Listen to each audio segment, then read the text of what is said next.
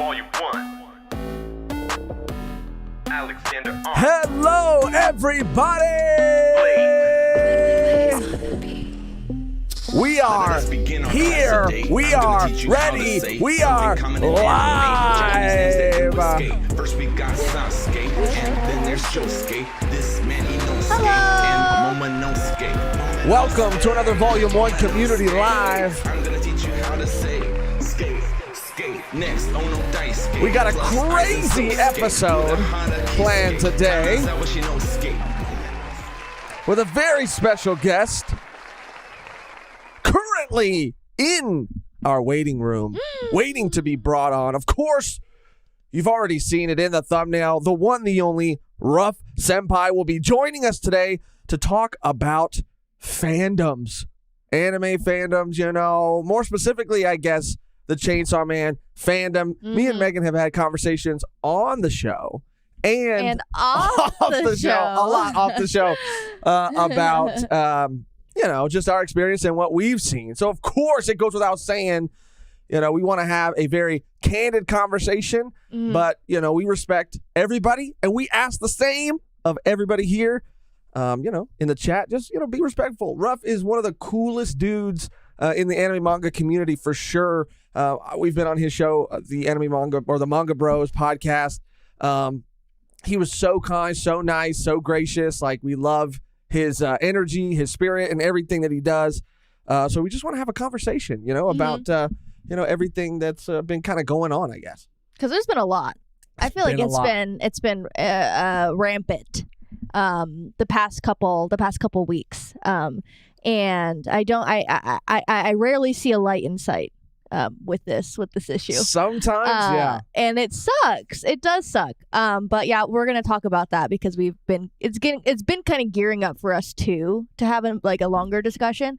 And what a better way to talk with someone that I think originally started off anime only, if I'm not mistaken. But maybe read a little bit with it to go back and forth, but we'll talk about it, and I'm excited to get that perspective. I am very perspective. I am very, very, very excited to talk with our guest Ruff today. Before we jump into all of that, though, real quick, at the very top of the show, we want to shout out goni.ig for gifting us the Soul Eater inspired sweaters. Goni is the GOAT in our community. I have his socials pulled up just in case anybody wants to go over there and support this absolute beast. Awesome. We have Fully Coolie shirts from him too, and he releases in collections, so not everything is always in stock. So when you see something that you like best believe you better cop it because they go pretty quick. Yeah, like Mehgan said, these might not be in stock currently, but that's another incentive to follow.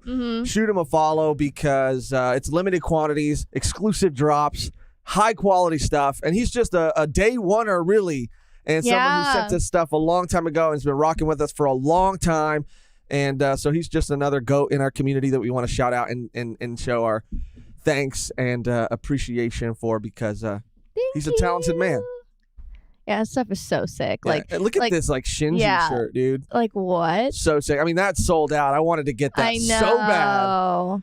But it's sold out. But yeah, man, he's just really doing the damn thing. Nana stuff is fire. And these sweaters are so high quality too. It's that heavy knit material, and they're so freaking warm. I was just talking about damn, it's too cold here in California. Tokyo Revenge. It's too cold.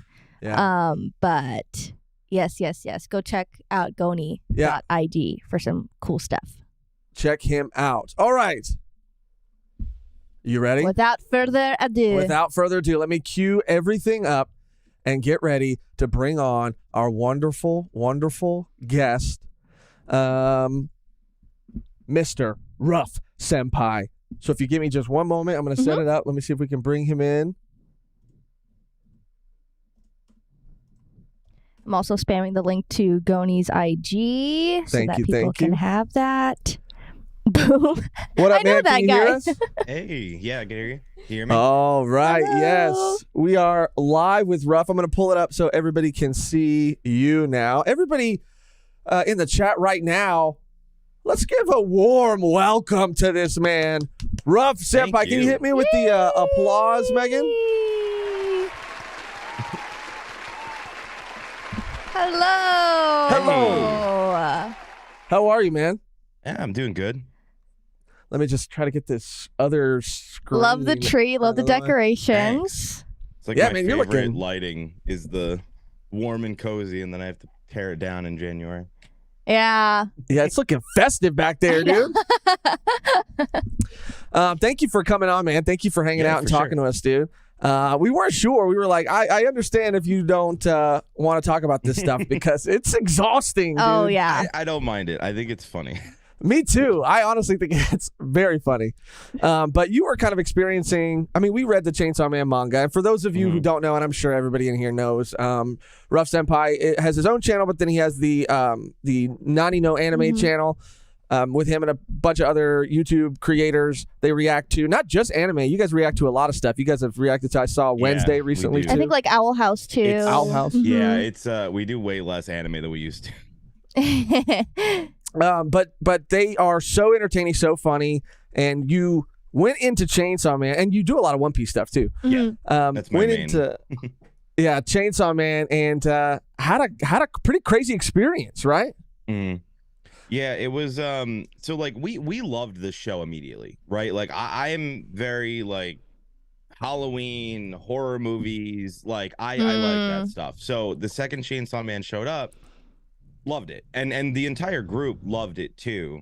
And it was pretty calm for like the first few episodes, right? Like everybody was pretty tame. And then Kobini shows up. and we didn't even like hate her or anything. It was literally just as simple as like, yo, she kind of useless though. Like all she has done for 2 episodes straight is scream, cry, whine, and try to murder the main character. Right. And it was like that is literally what happened.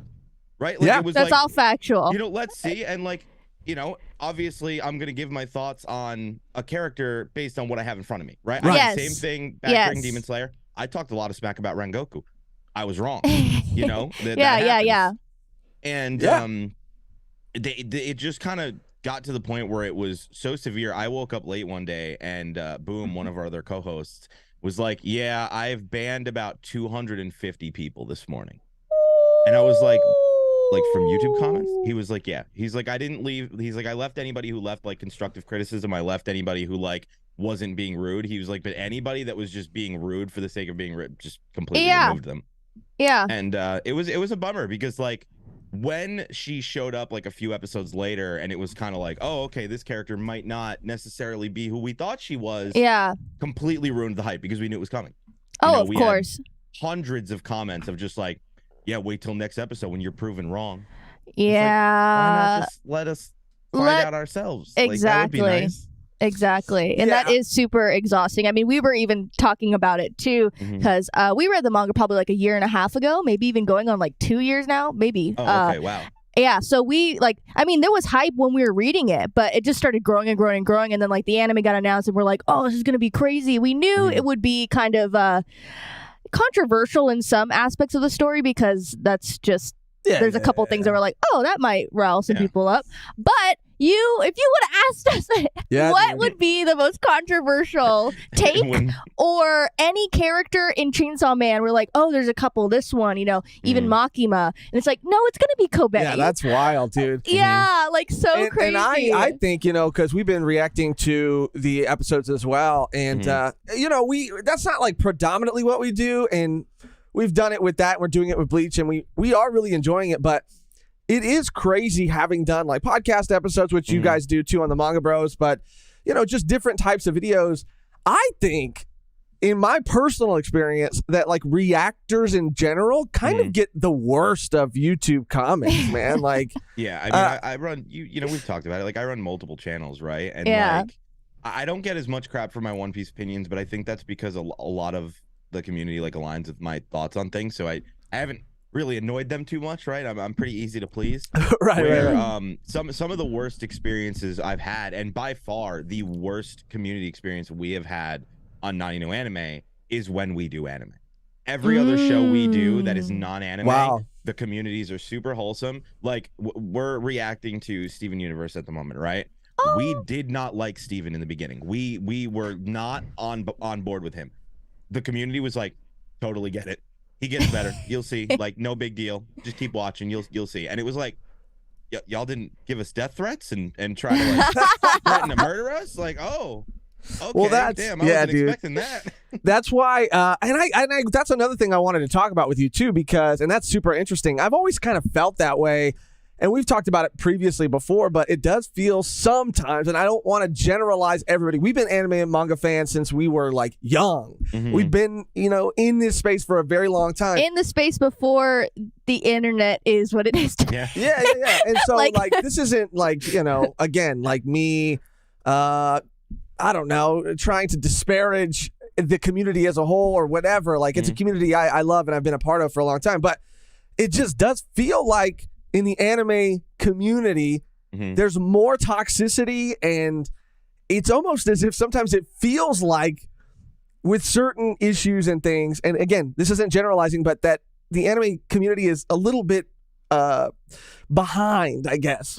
Yeah. Sometimes, when in terms of like, because we reacted to so many things. Most recently, the whole like Chad dub VA choice thing, which people were also not happy about us Talking about really that even at all. talking about it. They were so angry that we were like talking, but not everybody. Our community is awesome, but like, and I don't know. I don't want to generalize, but it does feel that way sometimes. Like, damn, dude, like, aren't we past this shit? Like, haven't we gone through this as a society, as people on the internet? Haven't we figured out how to talk to people? I think it's the era anime's in, right? Like, so from my experience, I've been a full-time content creator for like 5 or 6 years, but I've been full-time doing like anime reactions and stuff for about two and a half, something like that. And by far, and it's been consistent with almost every single reactor I've talked about that does anime. There is like levels, right? Like you have the anime toxicity levels. Manga, like fans are a step above that. Light novel fans are a different breed. Light novel fans, if you say anything, you will get death threats. Like you say a character's name wrong, you will get death threats.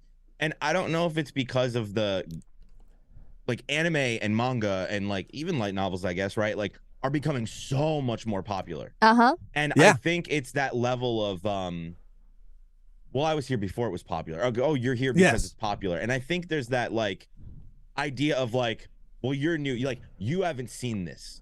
Exactly. I'm the expert, you're not. And it's like, even though you're the one making the video and even though it's your job and you get paid to do this, like I'm the expert, you're not. And it's like I think there's that like, how many upvotes in the YouTube comments can I get? Right. Type mindset. For sure. And because you've been doing it for a long time, like I want to ask you what was so different about this experience you had with Chainsaw Man, because you disabled comments on the last on episode 10. So we did that jokingly, and it's funny because now we're getting people commenting on others. We planned that out 2 days prior, where I was talking to the boys and I was like, all right, I have an idea. And he was like, what? I was like, what if we open up the video? Because we don't actually, we're not bothered by Kobini, right? Like we thought she sucked in those 2 episodes, but like we don't know her. You know what I mean? Like it's not a hatred. It's just, hey, here's my thoughts on her as based on what I've seen. So I was like, well, let's rile them up. So I opened up today's video. We launched the video today, and I opened it up and I yelled, Kobini sucks, and you can't even respond to tell us otherwise. I saw that. And then we opened the video, and the comments are off. And it's just, it's one of those things because people are like, oh, you can't take criticism, that's why you took comments off. I'm like, no, I did it because y'all get annoying, and now you're going to bounce around to all our other videos, give us a higher click-through rate, give us watch time, and you're going to bounce around and leave comments and engagement. And then guess what? We're going to be all over your recommended feed for the next few weeks. So you played yourself. Enjoy that. Enjoy that. Got him. Yeah, man, because you said something in the beginning that's so true, which is that you were making an opinion, first of all, and there's so many layers to it. And I know it's not everybody, but damn, dude, sometimes it feels like it's a large vocal minority. But it does, like, it is a large amount. And I feel like the bigger that is, the harder it is. I've had almost an identical experience to the Kobini situation with, I won't spoil anything, but Reiner from AOT. Okay. I gave an opinion on that character in season 2, right? obviously there's 4 seasons. Will the character change in 4 seasons? Probably. Yeah. But people were very angry. Now, obviously, at that point in the story, it's kind of a similar thing with Kobeni, right? Like, you've only seen so much of the character. You've only seen what you know, right? Like, you don't have the context that maybe a manga reader does have. Yeah. And that is a big issue, especially with the the manga community. I don't think I've ever seen, definitely manga and anime been around for a long time. Chainsaw Man specifically was one of the first anime, manga translated to anime that I'd seen so much hype for, like, in my years of being a fan of this medium. So it was just rampant. And again, like, I don't know if it's like just a meme to not care about spoilers when it comes to Chainsaw Man from the manga readers to the anime only, because I honestly feel so bad all the time, because people on Twitter, even TikTok, like all these other places are just blatantly like, if you didn't read it yet, then like, fuck you, like, because you don't matter. And it's like, when who said this? I don't know if it's like a meme, like if it's funny to people. I don't know, because I've never seen this. I've never seen this I think it's the elitist mentality, right? Yeah, for sure. It's the idea behind, like, I read it before it got an anime.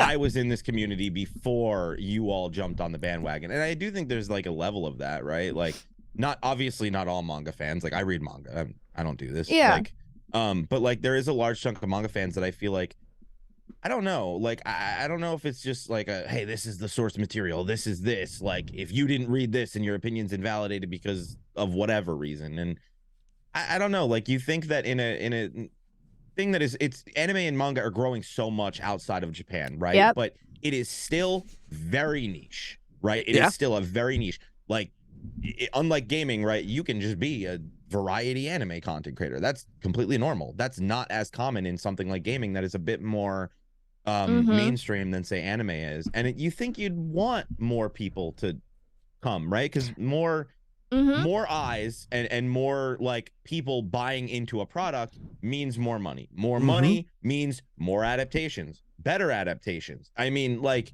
you're not, they would not have put all of the absolute love and dedication into Chainsaw Man if they didn't think there was going to be a return and a reason, right? Yeah. Oh, for sure. Getting a new outro every episode.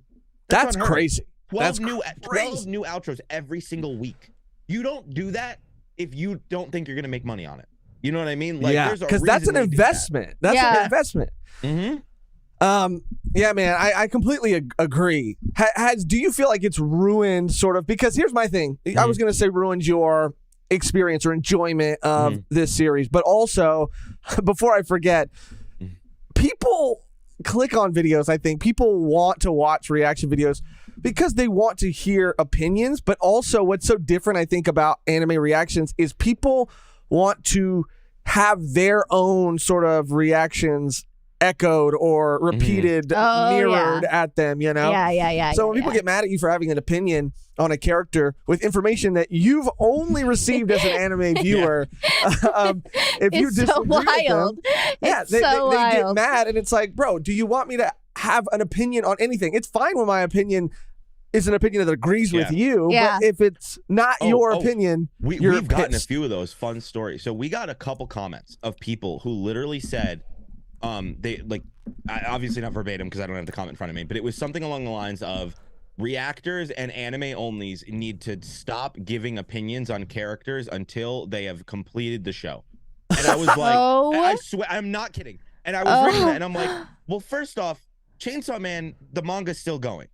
So does that mean you also can't have an opinion? 2, does that mean that nobody's allowed to have an opinion or like One Piece characters since One Piece won't end for the next 5 years? Like, it was such a weird thing, but we saw a few of those comments almost verbatim. Like, people arguing with one another, like chill manga, like, bros kind of popping in and like defending, like, yo, like, I'm a manga bro too. Like, why are you guys spoiling them? Like, don't you want to see their authentic reaction? And it was like, they shouldn't have an opinion on this character yet. And it's like, well, what do you want them to do? Just watch and not say anything? Yeah. Like, that was a good episode. Bye. Yeah, that was great. I have no opinion on that character yet, but I can't wait to see what happens next video. Totally.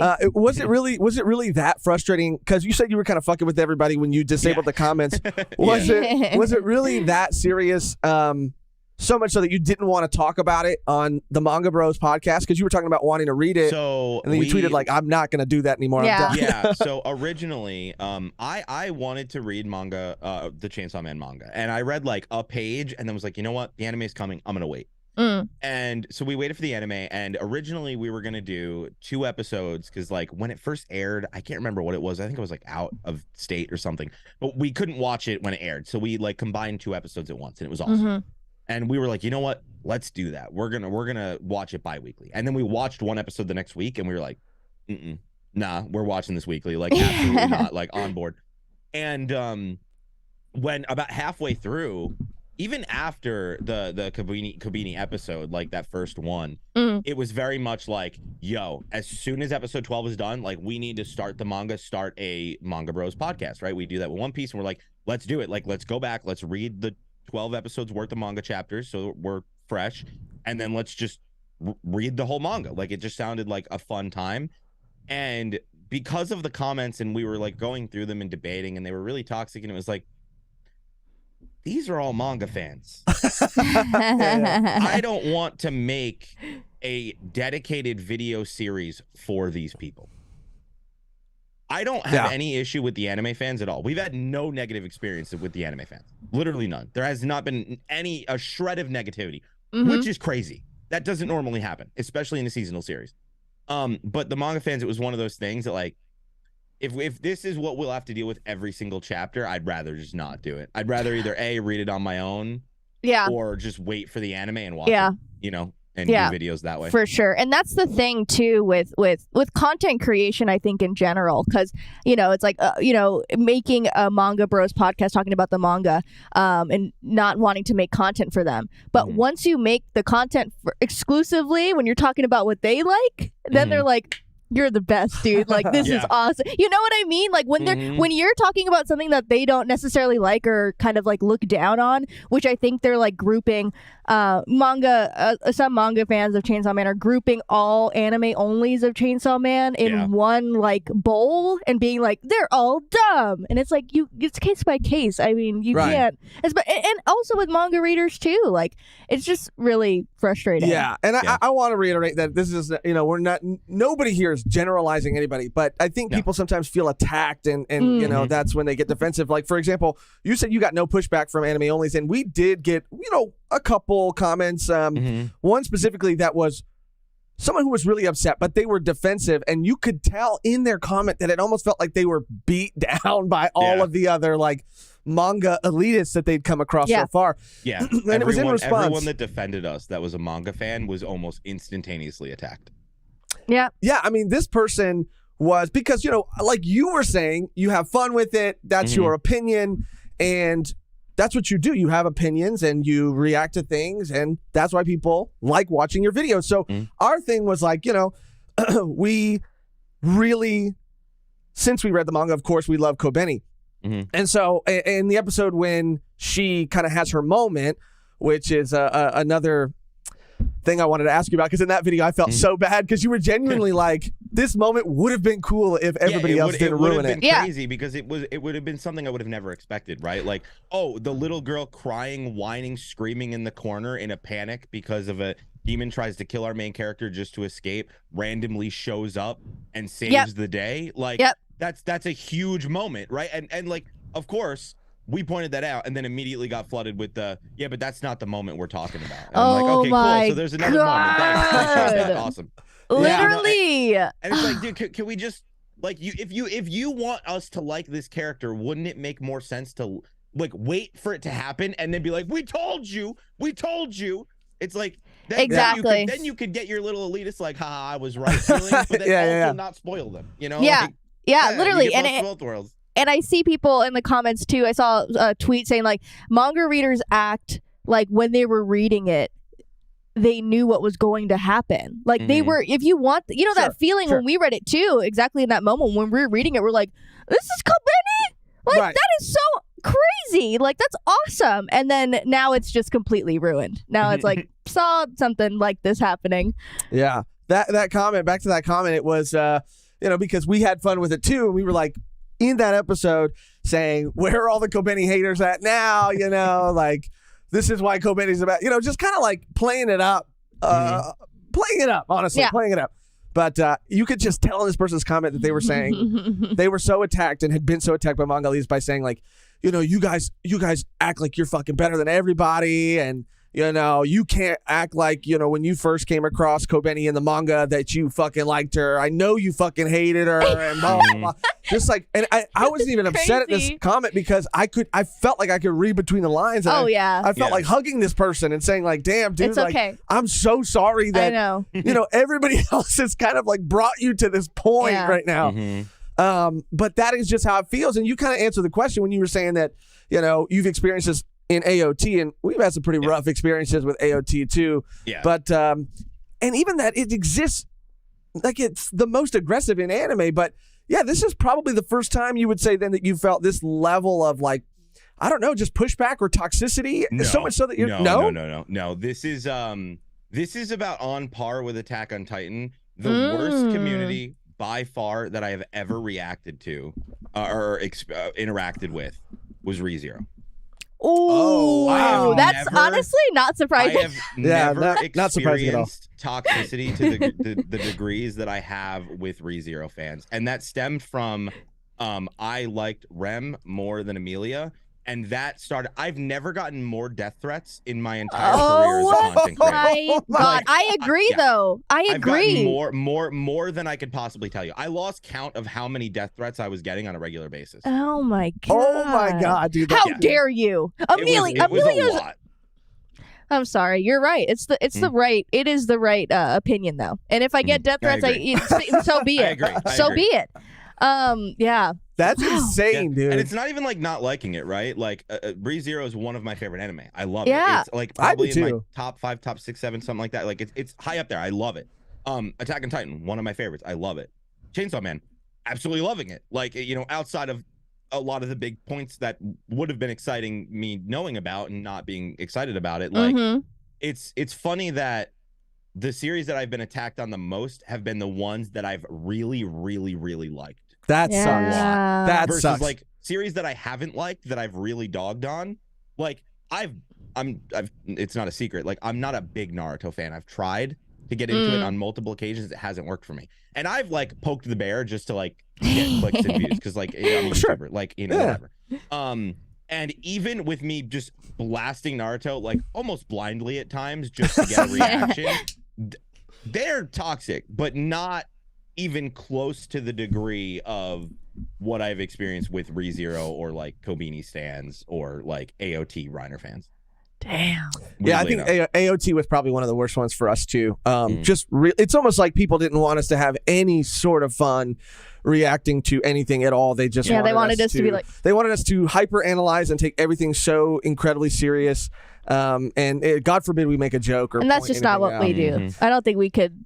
We might as well duct tape our mouths fucking shut. Yeah, exactly. I mean, exactly. I mean, let's be honest, right? Like, what are we doing here? We're talking about cartoons and comic books. That's like, what like it's not that serious. I say that all the time. I say that all the time. Can we just enjoy? I mean, again, too, like the elitist mentality. Like, aren't you happy? As a manga reader that are bashing anime onlys, that are bashing anyone who hasn't read the series before them, aren't you happy that people, I mean, Fujimoto in general, he's made manga before Chainsaw Man. Yeah. Wouldn't you be happy for him that this is getting so much popularity? I mean, this is like his first successful anime, and you're just shitting on everyone who likes it. Like, look at yourself. Look at yourself. Like, it's so frustrating. Like, be happy for your mans. Like, he's getting his bag. He's getting like you're making the community look bad. You know exactly. what I mean? You're not going and attacking anime only fans based on their opinions of a character that they have only spent 24 or one episode with. Like, you're not benefiting anybody. You're not benefiting yourself. You're not getting internet points because at the end of the day, the person that you're yelling at is making money doing the thing that you wish you could do. Like, it's you're not getting brownie points. You're not the author's not gonna come to you and give you a fucking package, be like, thanks for defending her. You get it. You're not doing anything other than making a name of, oh, Chainsaw Man manga fans are toxic, and that is spreading like wildfire right now. You know what I mean? Like, it is. I've seen other reactors that like got into the TikTok algorithm that did the same thing. They didn't like Kobeni. They trash talk. Like, I think they titled their video like Kobeni's as useless as Sakura or something like that. And I saw that. Yeah. Yeah, it got so much traction to the degree that people in that community took the episode where Kobeni showed up and saved the day, which was not the most important part of that episode, and changed their thumbnail, made a fake thumbnail, and shared it around side by side with their original thumbnail, basically saying like Kobeni's the GOAT. And they were like, anime only fans flip-flopping for views, blah, blah, blah. It was completely a fake thumbnail. Whoa, this tweet dude. got tens of thousands of retweets and likes, and it was completely fake. Wow. Mm-hmm. And that's fucking sad, dude. I mean, and there's so many things to unpack, because I also think that, like, you know, another thing that just bothers me in terms of like spoilers and how manga elitists can sort of come across sometimes in shorts. I think shorts and TikToks also lend to this whole, I don't know, the state of I don't even know how to word it, but it is that, like, everybody who makes like shorts and TikToks, not everybody, but a lot of people who are spoiling things, you know, want so badly to get like a click or to get a view, that they'll make these shorts and they'll make these pieces of content, like, and it was the misinformation part that really sparked this train of thought for me. Yeah. But they'll just say like fun fact or something, and then they'll reveal something like right out of the gate and spoil everything for everybody without any consideration for someone who hasn't experienced it. And that's what's so frustrating, because, you know, you're talking about the fandom or people, the fandom becoming known for having that reputation, and nobody, like, so many people are going to not experience this story, going to not want to watch it, going to have a bad taste left in their mouth. Oh, yeah. And it's going to be ruined because of all of these people spreading misinformation or spoiling things, like, just so they can get a couple extra 1,000 views or even 100,000 views. Yeah. It's just like, it's almost like the machine, I don't know, feels like it works to their benefit sometimes. Like, they're not going to stop doing what they do because Hate they're getting oils like the machine. Yeah, they're getting like rewarded for it, kind of, you know what I mean? So they're like, well, I'm not going to stop. And that's so unfortunate that has to be the case. And I don't know, that was a weird train of thought, but it's just like it all hit me like a ton of bricks. I mean, dude. it's pretty crazy because the whole, like, they get better later. Like, Like, when we first started One Piece, the comments about Cody not liking Luffy were boom, like, he's gonna get better, you're gonna love him, like, he's gonna get so much better. And it was like volumes and volumes and volumes and volumes and volumes. And it's like, let someone make a decision for themselves. Yeah. You know, like, I mean, if, you know, you keep telling them like you're gonna love it, or like casually being like, just wait for this crazy moment that happens in this chapter. It's like, don't let me know, let me figure it out. And the crazy thing is, right, if the change in that character's development or reveal, maybe not development, right, maybe they were that character the whole time, even though they weren't, like, you know, cool, if that moment is so impactful, right, then when the person that has not experienced it yet gets there, then their mind will change. And, like, again, if you really want the ha ha ha, I was right, then just say that after they get there. Just like, wait. I knew you were gonna change your mind. Like, I knew it. This is such a crazy moment. But, like, instead, it's like you're ruining it. Like the Kobeni thing. Like, I mean, you guys have, you know how I am. Like, I'm a very emotive person generally. Like, I would have been jumping out of my chair screaming. But instead, I was like, oh, look who it is. Shocking. You know, it's like, oh, yeah. Yeah. I knew it was coming. Yeah. And it's a bummer. That's like to bring up or to piggyback off what Mehgan said about the other person that used to do the show with us a while back. And there were many reasons why they left. It wasn't just because of this. And maybe that got misconstrued to people. It wasn't just about his reaction to One Piece. There was a lot kind of going on at the time. But, you know, he even had a moment where when he didn't like Luffy, and it kind of people started to comment on that. You know, he felt this sense of like, damn, dude, well, all of the episodes now, every time we talk about One Piece now, it's becoming like a defense. Like, I'm not even able to really enjoy things, or I'm like, because you know everything you say you're gonna get attacked for. Exactly. And it's like the whole episode would be derailed by, you know, him feeling like he had to defend his point of view, like, adamantly, and it all kind of came that. And then there was a point where we try to lean into that, and then, You know, where we we tied him up and put like a fake shock collar on him, and like every time, And we dressed him up as Luffy. and we dressed him up as Luffy, and like every time he had a quote unquote bad opinion or whatever, we would like pretend to shock him. It was so, It was so ridiculous. It was ridiculous. oh gosh, but yeah. But, yeah, people then are mad about that. Like, oh, you're taking away from the episode. It's just so hard to navigate sometimes, and Yeah. I think it is crazy, and it's interesting to me because there's psychology behind all of it, and I think that when people talk about podcasts and stuff, they talk about parasocial relationships, but I think reactors and like anime or any reactor on YouTube, there's this other, I don't know if it's parasocial, but it's almost like, again, a mirror. They want a mirror because Yeah, we saw a tweet because you had mentioned Yamato from One Piece. Yes. And again, One Piece characters, we knew One Piece characters before we even were introduced to them. We knew what they Yeah, looked for like, sure. had no idea what they were about, what they do, but we knew what they looked like. Like I knew all the Straw Hats, what they looked like. I knew it Ace. They're just characters. Yeah. But You have no you context. yeah, you no context exactly. Yeah, you tweeted about Yamato and someone said like, "Damn, like I really am upset at you for getting spoiled on this character. It's really disappointing to me." And I wanted to see. And I was like, I didn't "What? even see that. Oh my gosh, yeah. it was crazy." I was like, That's what? so Hold on. funny. Let me hold on. I just need to Yeah, But I then it's like, have. how is that my fault, man? No, Like, I know. Well, That's no, so funny, what dude. it was, and I don't know if this is the same one or a different one, but it's just, and again, this just gives me a kind of window into the mind of people. But the comment, and I'm trying to find it because I did have it pulled up. It was something to the effect of I like, think it's on if you go to Twitter. yeah, it says, "No, man, I was really excited to see reaction on Yamato, but I think you were spoiled way too much. I genuinely think your excitement for some of the moments were not up to my expectations." And it's just, I don't know. Wait, that was That's said to you? no, to No, you. to you. You know To what's you. crazy about that is I don't know how my reaction could meet their expectations because I still am not at the point in the series where I've met her. I haven't met her yet. I don't even know when she shows up. Like I'm not there yet. So I don't even understand how that makes any sense. How dare you get spoiled My by non-existent expectations? reaction was No, not it's- up to standards. Yeah, like you got spoiled way too much for Wano. Like you got, and it's like, how can you be in this space and not see some things? It's Well, been especially ongoing. when I started, Wano was airing. So Exactly. every time I go to crunchyroll.com, Mm-hmm. guess what the banner is? You know what I mean? Like, Yes. Right. you don't have context, but like, I mean, how do you? There's nothing you could do. You know what I mean? Yeah.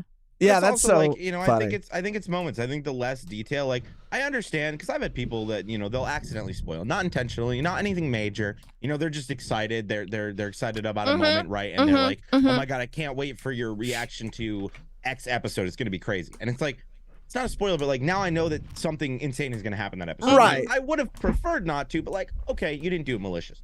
But when people come in and they're like, you have no idea, this character is gonna flip, this is gonna happen, it's gonna be crazy, it's gonna blow your mind, like, your opinion's completely wrong, like you have no idea how different they're gonna be. I mean, it's almost to the degree of like a specific One Piece opening that spoiled a specific character during Alabasta. You know what I mean? And it's Right. like, that's a massive spoiler. You know what I mean? Like, and it's moments like that that's like, stop. Yeah. Yeah. Don't you care about the community? Like, I'm never gonna go out of my way to spoil people on Exactly. my favorite series. Like, why Or- would I get any benefit of that? Yeah, Mhm. it's funny when people are like cheeky too, and they think they're being. Cheeky. We've talked about it before, but they think they're being slick, and they'll say like, Mhm. like, oh yeah, just keep an eye out for this thing, or Yeah. like, did you hear this character say that? That's going to be very important. No spoilers, but it's like, And- well, and now I kind of know. Now you know, and You know? those are I'd take 1,000,000 of those comments over Yeah. over this specific moment. Pause at 15 minutes and 32 seconds. You're gonna see the craziest shit you've ever. I'm like, just yeah. like I would take those. The best part is when you make a prediction, right? And this is luckily like I'm 80 or 90 episodes ahead of my YouTube channel on like my Patreon and stuff. For one, because I went on a binge, but two, like it protects me from spoilers. Because generally people default to whatever the next big spoiler is. They generally don't like skip to, wherever. They're like, he's coming up here and spoiled. Okay. So like the amount of times I can't tell you that I'll get comments where they'll be like, there's no way Ruff predicted that. And they'll even put a timestamp and I'm like, I can't watch this video now. I can't go back and watch my own video because if I do, I will now know that something that I said was it happens. True. Yeah. You know what I mean? And it's like I have to avoid it. But luckily, because I'm like, 70, 80, 90 episodes ahead, it doesn't really matter because by that time, I don't remember the episode number count, what happened, like what my theory was 100 episodes. Like, yeah. So it's kind of like, cool, I was smart. Good to know. Yeah, and there are really cool moments where people are in on a joke, and it is so fun. And the One Piece community is great in that way. For example, when we got to like Thriller Bark, and it was all the comments, people saying like, "What are you guys even talking about? Like, you guys are crazy. Like, nothing happened or something." Like, it was just like same. That caught me off yeah. See, that moments got like that, me. I think those are good. Like, those no, are I funny love moments. that. I love that. Yeah, that was It's so not fun. A spoiler, right? Like, nothing about them saying nothing happened would ever make you think like anything, right? Yeah. You've heard about it's like what does that mean? And then it happens, you're like, oh, they said the thing. Yeah. And it is this moment where you're like, oh, I feel so dumb. I get it. Yeah, it's just I get it's it awesome. now. But I guess, to kind of maybe wrap up, we want to be respectful of your time. We don't want to take too much of your time and anything like that. But yeah, man, it just seemed like we were feeling a lot of that too. And we wanted to reach out and talk to somebody else who seemed like they were feeling it. And I mean, I even had a little gag, a little button pulled up just in case things got heated, dude. And I didn't have to use it. So that's pretty good. That's good. I'll tell you what it is. It's just basically, we were watching Prehistoric Planet. I don't know if you've heard of Prehistoric Planet before. I don't think so. It's like a national. What is it? What is it? It's an Apple original, but it's like a documentary about dinosaurs. But it's like hyper realistic, and it's supposed to be like a National Geographic like animal documentary, but they're all dinosaurs. And it's more scientifically accurate. The velociraptors have feathers and all that stuff. It's cool. But we were watching it, and they're talking about T-Rexes, and they're talking about T-Rexes mating. And we were like, no way. They're about to do they're this about right to now, show two T-Rexes fuck right now. Yeah. Because it's a serious. That would work. Yeah, Do exactly. T-Rexes have massive dongs? Like, I mean, I don't know. I don't know. Like their hands. See, and that's a really good question. And that's what I was kind of hoping to get to the bottom of. But it pans, and I have it queued up. I don't know if you're gonna be able to hear it, but everybody else just because we don't need it. It was shocking. No, it was shocking to say the least. But I thought, you know what, Ruff? I want him to feel like very welcomed, and just in case things get heated, I have to have something to kind of calm him down. Dinosaur and kind of like fucking. Yeah. right. So I just have this, and I'm gonna play it, and we'll see. We'll see how it pans out. Okay. All right. Hold on. Let me see if this is it. I think this is it. Yeah. And I put some R&B in the background. Okay, I can't hear it, but I'm gonna unmute the stream so I can hear it. Can you see? I mean, they're fucking in the woods right now, bro. Like, and it's like too tasteful, bro. It's like. Oh. Yeah, dude. Oh yeah. No, I see it on the other. I'm unmuted the stream. Yeah, dude. So I had that queued up ready to go. Because again, like nothing. Josh, really this is resets the Josh palette. is he just brings us up to me before the stream and goes, "I have a great idea for a video, like a call, like, He's like, just but in case the talk gets too heated. yeah, just in Right. case it gets Dino too heated." And I go, "Oh, okay, right. we're doing this today." Because sometimes I get passionate sometimes, and I need to cool down. Oh yeah. But all jokes aside, I guess. So I guess what's been your like takeaway? Because you've been doing this for a long time. You're a pro, dude. This stuff doesn't bother you really the way it does, and I love how you even have fun with it and play with it. But like, I guess like, what's your like feeling about Chainsaw Man now? Is it tainted? What do you think you'll ever come around to reading it? Are you absolutely done? Yes and no, right? Like I've talked about it before. I've done this for a really long time. And it's comments don't get to me, right? Like, yeah, everybody has those days, right? Sometimes you're in a crappy mood, and seeing a crappy comment can maybe make that mood a little crappier, right? But like in the general term, like toxic comments don't bother me, right? I've seen a lot of variety, like I said, manga fans, light novel fans. I was in the gaming industry for a while. Anime fans, weirdly enough, way more annoying. Gaming fans, way more sexist. Like it's just they all it's have their the thing. direction it goes. Yeah, That's every actually community really has their thing. surprising. No, I bet that's not surprising. A lot of sexism and a lot of racism in the gaming community. Yeah. So you don't get that a lot, in anime stuff. It's mostly just you're an idiot and can't read. Yeah, you're illiterate. So it's not that it tainted it, right? Like no comment could ever taint my experience of a series and my personal enjoyment of that series outside of spoilers, right? Mm.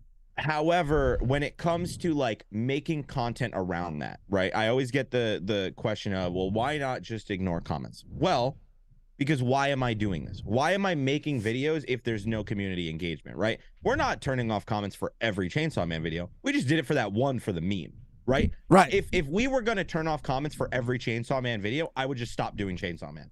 I don't see the point. What's the point of putting out the content without it, right? The only reason would be all I care about is money. I don't care about community engagement. And it's like, exactly. yeah, don't get me wrong. The money's nice. You know, I'm not going to complain about, you know, the money I make from doing this. Like, who's going to complain about being able to watch cartoons for a living, right? Yeah. But you also want to build that community, and that's a part of community, it too. Why am I doing it? You know what I mean? Yeah. For a paycheck at that point, why not go do something that I can get the community engagement and also get paid for? You know what I mean? Like, why bother? So that's kind of been our mindset of it. Is not, you know, anime as a whole. It's ironic because anime is in the name. Anime is our lowest performing thing, right? Like, we dabble with the cartoons. They get significantly more views, like, overall, probably because it's less oversaturated. They make significantly more ad revenue. I don't know why. I don't know if it's because anime is Japanese or whatever, but the ad revenue on a cartoon or a live action series in comparison to anime is almost double. It is insane. And it's one of those things where, you know, Chainsaw Man does well because it's hype, but seasonal does not generally get you a lot of subscribers. It gets you a lot of views for that moment, but it doesn't get you a lot of community. So it's like, well, we could switch to Manga Bros, which is even more niche than the anime. The views might be okay. It'll probably be on par with one of our lower performing cartoon series we do. And we could jump headfirst into the shark pit with a bunch of fans who already are giving us crap and don't enjoy us, make barely any money off of it, and have toxic comments galore from start to finish. And it's like, well, why? Right. We could spend that time, and like, especially, it's going to take longer to read a arc or saga than it will to do a single episode of something. And it's like, why? Right? So like, will we change our minds and go to Chainsaw Manga Bros in the future? Maybe, but I doubt it. I could see either A, us reading it on our own and just saying, screw you, I'm just going to enjoy it and have fun with it.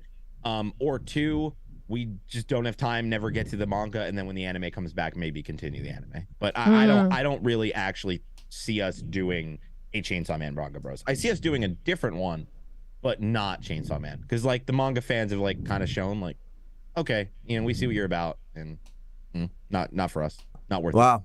And I get that. I get that. What do you think might be another Manga Bros that you'll do? We've had a lot of discussions. We've been trying to bully H-Man and Sione into reading Black Clover because me and Boom are massive Black Clover fans. And I think that the anime ended at the worst possible time because the arc that comes after where the anime ended is arguably, if not one of the greatest arcs in the entire series. And horrible stopping point. They even cut moments from the final chapter, I think, because if they did, the cliffhanger would have been too big. Damn. It's an incredible like it's very, very good, and I really want to do Black Clover. It's just we haven't had the time to. Black Clover is also niche. It's like also one of those ones where we know if we do it, it probably won't do that well, but it's a really good read. Wow. And we've read a little bit, and I watched like 20 episodes of Black Clover. I loved what I saw, but it's always been something that I've wanted to continue as well.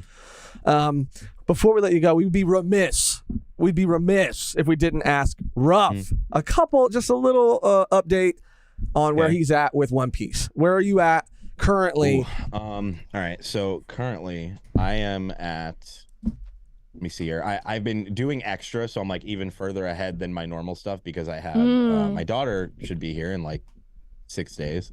Yay! Congratulations! Awesome, dude. But yeah, One Piece. I am currently at, I could find the damn thing. Where's my folder? Where'd it go? It hates me. 980 was the last episode I saw. So I am right past the big flashback. I'm starting Act 3. It's popping off every episode. I'm losing my goddamn mind. I'm actually in this point where I recorded like all of December to prep, so that when I'm gone, all videos would come out. Right. But now I'm in the moment where she's so close to being born that I am afraid to sit down to record because I'm worried that her water will break like mid one of the hypest episodes of the series. She even she asked me, she was like, so if my water breaks and you're recording, she's like, is that like a text or like a knock on the door? I was like, obviously knock on the door. I probably won't see the text message, but now I'm like, maybe I should just like wait till after she's here before I watch it more, because it's like it's such a crazy moment that I'm losing my mind. Yeah, you're like, hold on, sorry, give me a second. Hold on, you don't understand what's happening. Yeah, it'd be kind of cool to get your reaction on film of her water breaking. yeah. Don't people would want to see that. Funny part, right? Is that would be funny to hear the knock and then like the video ends in the next video, like the cut happens and I'm like, I had a baby. Yeah. And then it cuts back to you holding your baby. Yeah, dude, it's crazy. Are you still gonna read it once you catch up to the anime? Literally the second that I catch up to the anime, I am breaking out the manga. I think it's like 50 chapters. I'll have that shit read in probably a week or two. Like my goal is I want to be caught up as fast as possible because I'm sick of dodging spoilers. I'm just like, I'm at the point where I want to just be there. My biggest problem is I don't know how the heck I'm going to handle my YouTube because obviously when the new episodes come out, you want to put that video out immediately. When the new chapters come out, you want to put that video out immediately. But unless I like hire a second editor or I have my editor be like, I need you to go in overtime.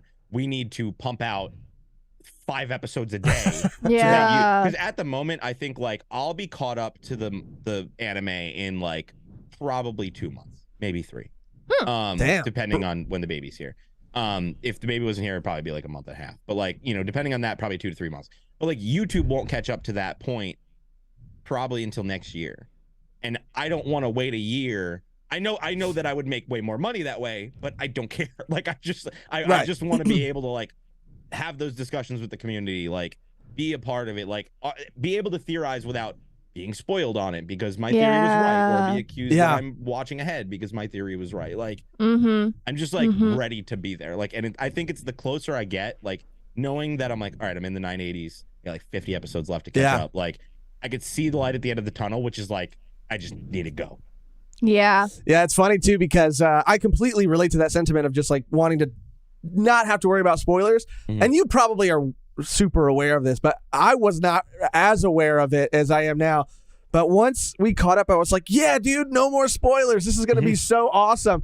But then you find out there's like a whole different kind of spoilers that you have to dodge. I heard about that. The way I see it is it'll be easier for me to like, all right, social media blackout for like 3 days until the chapter's out and I can read it. Or read the scans or whatever. Versus like, I have 2 years before I catch up. I need to dodge these spoilers for 2 years, right? Like, I think that's different. Where like, I know that it's not. I know I'm still gonna have to dodge things, but like I feel like it'll be easier. Maybe I'm wrong. Yeah, no, it is easier. It is easier. It is. But I didn't even know. I was like, damn, now I gotta worry about like being spoiled on a chapter that's not even out yet. Illegal scans. It's like, damn. It's crazy, man. And are you gonna be playing the card game, dude? I was perusing your Twitter before the episode. I got all 4 starter decks. I got a booster box I gotta open, and I just pre-ordered. What is it? I pre-ordered the movie starter deck, the Big Mom deck, Big Mom booster box. Damn. They're all available now. They're pumping out a lot. And then Paramount War, they have a starter deck coming for, and Paramount War booster box. They have multiple things coming out in January, February, May, and June. Like they are going hard on the One Piece card game, dude, and it's going hard on my bank account, dude. I'm gonna be broke. The benefit of the pre-orders though is they don't charge you till it ships, so it's a little bit better. Yeah. Or it could be worse. Yeah, I got You're like, oh no, 4 starter decks. I got a booster box. Opened it up on stream. Yeah, man, I'm so excited, and I want to start doing. I don't know if you have any plans or how you're gonna. If you're collecting or wanting to play too, I'm sure playing is something you want to do, but I want to get a little tournament together. Yeah, we wanted to do that. We've been discussing, like, because we figure all content creators generally have an extra webcam.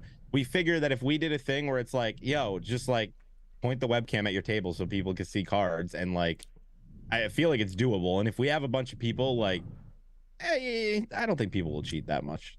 No, I mean, it's on our system. I mean, especially if you're like, letting people from your community in. You know, most of the time they're going to be pretty respectful. And I was even thinking like, yeah. I mean, I'm down if you guys end up doing it. Let me know. I'll be there. I will definitely hit you up. We have been talking about. We're trying to figure out like the best way to do it. Like we'd even debated potentially doing like a tabletop simulator thing where it's like, hey, it's digital, but you can only use cards you own. You know, you have to physically own the cards if you want to add it to the deck. We've toyed around with that, and I feel like that would be harder to like enforce. But I know that if I know at least with other content creators, they'd be like, yeah, that sounds fair. Like that's fine. Yeah. With the community, we'd probably have to be like, like you gotta have webcam pointed at your cards. Like we need to be able to see what you're doing. Like, but no, I will definitely 100% hit you up. Like absolutely. Let's go, dude. Because I'm so excited. I've been waiting for this shit for forever, dude. It's been out in Japan and everybody's been having it and having a blast, and now it's finally out in the States, and I'm like, let's fucking do this. Well, I mean, we're not going to take too much more of your time. Thank you, dude, for coming on and talk about it. Thank you so much. Honestly, dude, you've been, and we talked about it after we had a conversation with you when we did the Manga Bros stuff. And also, anytime you ever want to come on and just hang out and talk, it doesn't always have to be so serious. We don't just to chill or whatever. Like you're always welcome. You were one of the nicest people. Thank you. And after that conversation, when we did the Manga Bros, like off mic, you were just so helpful and so just like gracious. And you and everyone else, everybody Boom, there. Sione, like you guys are just all so nice and you guys are fucking dope, dude. A great light in this community. Hell yeah, for real. And that's why I was trying to tell, because before we started doing videos, I always wondered, if people were different, after a lot of people are.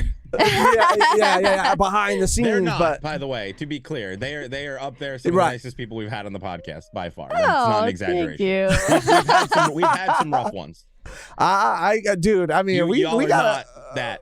we got a story or two as well, but no, honestly, I just want to let everybody know how dope you guys are. Like, you guys are fucking amazing people, like creators, but also people. And so thank you for taking your time to come on here. Yeah, and just for sure. Literally any time. Like, especially once the baby's here and we're settled, like I'll have way more free time, and anytime. I'm literally always down to talk One Piece. So literally whenever. Yeah. Dude, we're gonna bring, and I got, I made something. A character is introduced, and I made like a prop. But you can't see it until... show it to you and catch up. I feel you. I have about 5 figures on my floor right now that I haven't put on the shelf, and I'm trying to figure out what to do because they will spoil my co-hosts. And I'm like, that sucks. That sucks. Yeah, well, we'll have you on anytime. I yell at them daily. I'm trying to force them to watch more, but Well, if you haven't subscribed to Ruff or Manga Bros, do that. They're so fucking sick. We're going to spam the link some more and put it in the description down below, too. Thank you, Ruff. We'll let you go. Enjoy the rest of your day. Yeah, thank you so much. And congrats. And congrats, dude. Congrats. That's amazing and awesome. And maybe one day, dude. Maybe one day it'll happen to me. Maybe. But also maybe not. It's probably not a great idea. Who knows? But all right, man. We'll let you go. Thank you so much again, dude. Later. Thank you. Bye. Thanks for having me. Bye. Of course. Let me see if wow, what a great conversation. Ruff is the GOAT. Dude. Yeah, that was awesome. Yeah, dude. We fucking love Ruff and everybody over there at Nanino Anime. They are amazing people, and again, dude, they were so helpful. They were so helpful in us about us, giving us advice when we were starting to ask questions about venturing into reactions and doing Chainsaw Man reactions and Bleach reactions. What the hell did I just do? I just did something. I don't know what I did on the thing. But I'm gonna thank you, Mehgan, for spamming that. Chat. You're gonna thank me? Oh yeah, I said, I just saw it right now. Yeah, I have to pee Ruff. so bad. Thank you, Ruff. Go ahead. Thank you, Ruff. Mehgan, Yard days. You got it. You got it. Days. We still got a lot of show left, so don't go nowhere because we got a lot left. Lot of show. But I'm gonna pee, so I'll be right back. Okay, bye. Yeah, I got a new sound. Yard days. We just started was it 5? Part 5.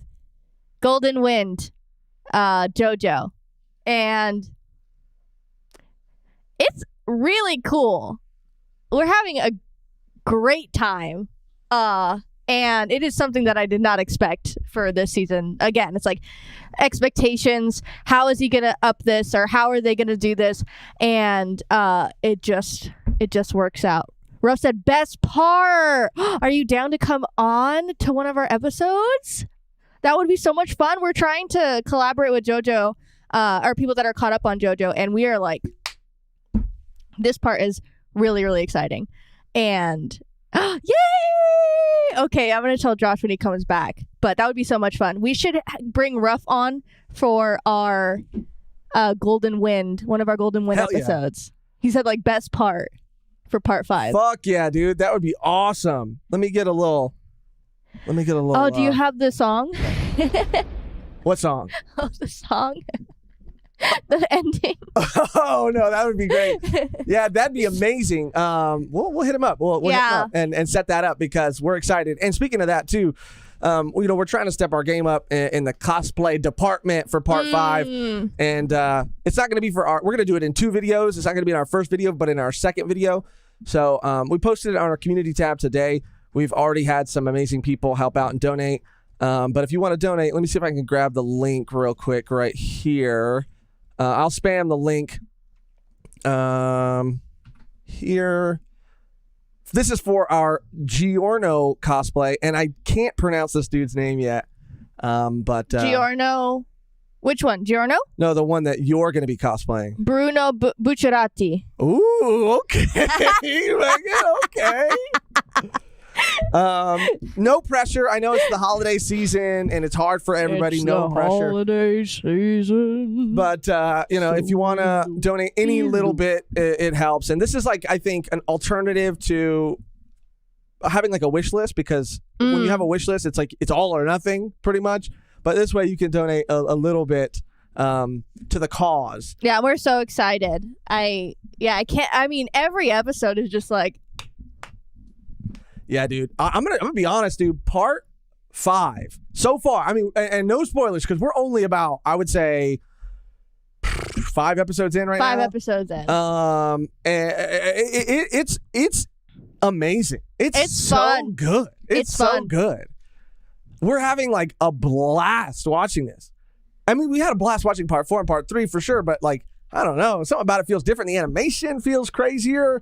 The art style feels like closer to Iraqi's like manga art. Oh yeah. Oh, no spoilers, but my man's back, and I'll just say that. Okay, my man is finally back. He looks the way he should. Talking about Jotaro, he's shining once again, and he's back in my heart. Yes, he's back. Yes, and save it for the episode. And I felt, I mean, like we're watching JoJo, we're in part 5, and I definitely felt when I first heard Giorno's theme in the anime, I was like, now I'm in it. Now I'm in the community. Like now I feel. It feels like this is JoJo. Yeah. Like, once you get to part 5, you're like, damn, this is it. Because there's so many iconic characters. Ruff said you'll love part 6 too. It's super sad how little love it's getting because of how Netflix handled the release. But my God, it's so good. I think that did have. They released it kind of stupidly. Really? Yeah, I think they like split it up, and it was like already out, I think, and they weren't like simulcasting it. They were like, we're gonna split it up into parts. It's like, why? What was it called? The summertime rendering. I think they did like a summertime rendering kind of thing. Oh, I like Narantia. Yeah. Narantia. No, Narancha. Narancha. Yeah, Narancha's cute. I was like picking between Narancha and Bruno, but it's like Bruno and Giorno are just iconic, you know. So I had to do it. Man, I'm excited, dude. I'm excited because we've been looking to collaborate with somebody and talk to somebody like we did for our Volume Done, like our One Piece episodes. Yeah, we wanted to bring to talk with another on. JoJo fan, man. That's gonna be great. Yard days. Yar days. And our I'm excited. I'm excited. The episode where I cosplay Kira and you cosplay Raimi is coming out. Don't even call that a Raimi cosplay. Let's not talk about that. Right. But we talk about it in the episode, but you'll see like Mehgan in full cosplay in the thumbnail. But then when the episode starts, she's like in half cosplay. It didn't fit. And that's because it didn't fit. Yeah, the Yiddies did not. It did not. The Yiddies were crazy. Which is insane. If you were to tell me that like, oh, this is not going to fit because the Yiddies don't fit, I would be like, when is that ever an issue for me?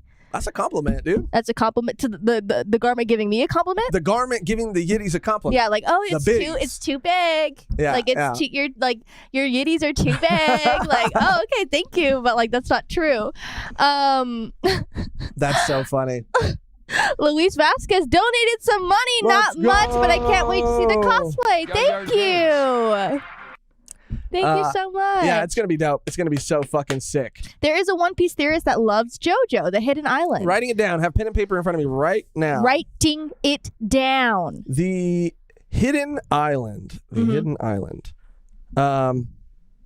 Yeah, we're going to go through some other stuff, too, that we have planned to talk about. And I just want to say, to put a bow on the conversation that we had with Ruff earlier, again, shout out. Thank you so much, Ruff, for taking time out of your day to come on.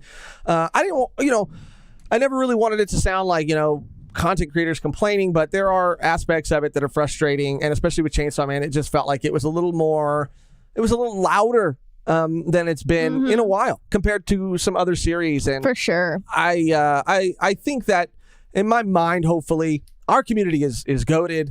In my mind, hopefully that people will go back and watch it, or maybe somehow someone will see that and just, I don't know, realize that they don't have to be so crazy, Yeah, like, they don't have to be so. Yeah. One track mind, I guess. Like, broaden your horizons to other people's experiences. Yeah. That's all we ask, and just mutual respect. Yeah, I mean, just have a little more respect. That's what it is. It's Damn. respect. It's respect. Like, that's the main thing. Like, if you don't have respect for someone and their like experience, then you what are we doing here? We're all human beings. Yeah, 100%. We're all human beings, and we're all just doing our freaking best out here. Yeah. Quattro saying every million Lil Bomber is the localized name. Oh yeah, we're gonna run into a lot of this because the real name is Aerosmith. Copyright issues, the stand names from the sub to the dub because of copyright issues are changed. Yeah. The Shuckmeister is a JoJo YouTuber. Okay, Shuckmeister. Writing that down. Every time I heard Giorno's theme, I got bricked up. Yeah, Same, it really dude. I was bricked. watching it and I was hard the whole time, especially after that ED. Da-na-da-na. How does it go? I might as well fucking be like, I don't see nothing wrong with a little bumping grass. Yeah, it was crazy, dude. Yeah, we were like, oh, this is it. This is the one. It was great. Yeah. Yeah. Okay. All right. The Weebsy Boys. Oh, I thought you said you had ED. Okay. All right. Mr. Rubik's 01. I'm 20 minutes behind in the stream right now, but I just want to say I love this collab stream and thank you guys and Ruff have a great chemistry. Hope to see more collabs like this in the future. Thank you, Mr. Rubik's. Yeah, we've always wanted to do more of that. It is just hard to plan out things and everyone's schedules and stuff. But now that we're doing community lives a lot more consistently, and it could be the case where, like, instead of me being on, it could be a guest on for a part of the community live, or us bringing a guest on with the both of us. Yeah. But just making it more like interactive and talking more about what is happening in the community based off of like real experiences and not just like articles or not just like, we want to talk to the people because that's what's the community's all about. That's why it's called a community live, dude. Oh my God. Rolling V-Dub. Rolling V-Dub. Rolling V-Dub. Where'd you find this? With a crazy dono, did someone say it was time to show some support for the greatest anime podcast around? Let's go. Oh, thank you. Thank you so fucking much. Rolling V-Dub, goated. Yeah, and you said Luis said he donated to the cosplay fund. Yeah, too. that Thank means you so guys. much to us, you guys. I know, especially around this time, we And Quattro's getting love memberships you. too. Damn. W community. Elizabeth Swan. Elizabeth got it. Lucky son of a bitch. Scooped it up. Scooped it up. Man, I fucking love you guys. All right, we're gonna get to some other stuff on our agenda. And being that it is a community live, and part of the community aspect of it is that we have a section in our Discord called the Community Live section where you can post things that we'll react to, we'll talk about. We're going to look at some stuff there. And then there's some other things I want to talk about, like Oishi no Ko getting an anime and a trailer coming out 3 days ago. Yeah. We're gonna have to be a little, we're gonna have to be a little careful about how we watch this, just because I'm tired of these things getting demonetized, dude. Not that it like really matters. The trailer. Yeah. Oh yeah. Not that it like super matters, but yeah, man, it's for the dumbest things, dude. For the dumbest things, you try to watch a trailer and they take everything from you. But yeah, Oishi no Ko, I love the narrative that's kind of, this is like kind of opposite to our point with the Chainsaw Man fandom. Everybody is trying to like trick the people who haven't seen it yet in a very playful and funny way. Yeah, like really trying to hold up, And I to safeguard this turn of events, I guess, which is like what I would do, because it definitely, it's kind of like a School Live, the anime, if you know it. I think it's a manga too, for sure. It's a manga. School Live, and don't look anything up about it. Just watch it, and that's what I read online, and then I did that, just exactly that, and it was one of the best experiences I ever had. Right. It would have been cool if I would have known, but it was way cooler because I didn't know it all. And I do want to say that artist says, what do you mean trick? And it's not that they're like tricking anybody. It's just that they're being honest and telling the absolute truth to people, which, in today's age is kind of tricky. Telling people the truth is kind of a trick. Because Oishi no Ko is genuinely one of the most wholesome series out, I think. It's just wholesome. Yeah, it's good. No, it's wholesome. It's wholesome. And that's not a trick. It's not a trick. It's a treat. Yeah. You got to go take a fat shit or what? I just wanted to get some more coffee, if that's okay with you. That's okay. Is that fine? That's okay with me. Is it okay with chat? I can't hear you. Cringe. That was so fucking cringy. Is it okay with the chat? I can't hear you. Aye, Captain. Oh, that was more cringy. I think I nullified you out cringed me. Yeah. Get some coffee, and if you can't, give me another sparkling water. Unless you okay. Arta, it's a cute idol manga. So when Mehgan comes back, we're going to pull up the trailer because I haven't seen the trailer, and we'll have to be careful about how we watch it. I haven't seen it yet. We have read the first volume, and there are some things that we discover in the first volume, but I'm wondering how much the trailer is going to really show. It's going to be interesting to see. A School Live reaction. Mehgan, is that the one that you told me about? I think I remember you telling me about it when you were watching it. It takes I'm not going to even say anything, but I'll ask you after because I don't want to spoil it for anybody in the chat right now. I can't even say the words I want to say because it would reveal too much. Trailer has no spoilers, says Arta. Okay, sick. So we can look that up. And then let me see what else we're going to be talking about while Mehgan is getting coffee. And she is. She's actually getting coffee. She is not in the bathroom. And I just feel obligated. The countdown. This is the era of countdowns. We have a Naruto countdown.